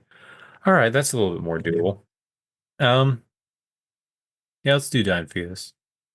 Okay. Sweet. Just 9 albums. I'm familiar with about 4 of them pretty well. Yeah. I So feel like they're really, going to be a fun one. hmm I have no problems like Jim and Dying Fetus nonstop. hmm Although I do feel like the older stuff, I don't know, maybe it was my truck and the speakers were kind of shit. Listen to the old stuff, like their debut. That was rough on my truck. Oh yeah. But He's definitely gotten better at doing the vocals, I'll say that. Like mhm, it's kind of gotten to more of a proficient like deathy growl rather than just toilet bowl kind of gurgle, you know. mhm. I So even feel like it's the production on the early stuff was so raw, but it's hard to do raw. I feel like for me, in my taste, it's hard to do raw and that technical of musicianship. Because that's kind of my issue with early Origin. Like you're so technical, but you're gonna play this raw. It's two things, and for me, it's not meshing well. yeah. Yeah, they definitely had like a raw style of production that I agree, man. It didn't make it a very enjoyable listen on the ears. And I think that well, I guess we'll get into the on the discography, but yeah, I don't know, man. It's gonna be fun, I think. But you think of like Dying Fetus, like so they got the EP Grotesque Impalement. I think Mhm. we'll have to include that because that's huge. Yeah. Um, but like I just remembered the ending song, "Hail Mighty North Forest Trolls of Satan." Do you remember that one? No. It's like a power metal type song. It's so ridiculous, dude, but it's so good, so hilarious. And, and then I see the asterisk title after it. Anno Yeah, Clitoris 666. yeah. So they were just like totally having fun with that, which is pretty funny. But yeah, man, I think that'll be cool. Yeah. Dying fetus next week. Um, Anything else to add for this week before we sign off and start doing plugs? I don't think so, man. Deer season. Getting Yeah, closer every day. yeah, just around the corner. Hmm And I can actually, now that I have this Bronco, I can actually go. I don't have to drag it as far. I can just put it in Oh yeah, the truck bed. buck truck. Hmm Yep. Yeah. Good things are coming Oh soonish. yeah, man. I believe that. Absolutely. Yeah. Other than that, I think that's all we got for this week. But yeah, you can check us out on Facebook. You can check us out on YouTube, TikTok. You can check us out on anywhere you get your podcasts at. You can check us out on Apple Music. You can check us out other podcast platform, Castbox, places like Hmm. that. You can also email us at deathmetaldaddies@gmail.com. Let us know how we're Faux show. doing. Give us some music recommendations if you want. Tell us how we were so wrong about the new Kill Switch Engage, about how it's the best thing ever. Howard Jones sucks. Whoever this other guy is better. Whatever wrong opinion you want to send us, you can send it to us. Yeah. Um, Oh, I did see that Adam D is cooking up a new Serpentine Dominion album with I did Corpse see Grinder, that, but so that'll be sick. what is that? I don't know if I've ever actually listened to that. Oh, you did. I remember it came out around the time we were living together, and it has like the it's like my God, what am I trying to say? The cloak skeleton guy. What are they called? Papa Reaper. Emeritus? It's like a Grim Reaper with like the world on fire. It's got like Oh, as the okay. cover. Yeah. But they did a whole album together, Adam D and Corpse Grinder, and it was actually really sick, dude. They had some sick tracks on there. So they're Oh, doing another one of those. I think that's going to be really kick ass. I think I do know what you're talking about. Corpse Grinder's Yeah. the singer on all of it. Yeah. Yeah. Okay, yeah, I know what you're talking about. I do remember that now. Serpentine Dominion. Yeah, super badass. Badass name too. Hell yeah. Yeah, that'll be exciting. Yeah. You can check us out on all of those. You can also wait with us as they start to probably start dropping tracks, and you can listen to it with us. You can hear us tell us our thoughts on it. But yeah, that's all we got here this week at Death Metal Days. Uh, till then, see you guys next week where we review Dying Fetus's catalog. Hell See you yeah. then.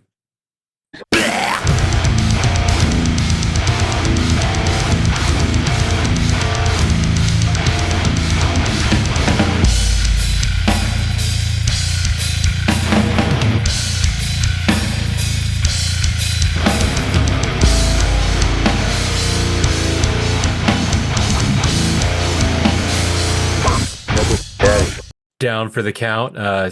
Did you end up getting sick? I know you said you started getting some sore throat. You bitched out.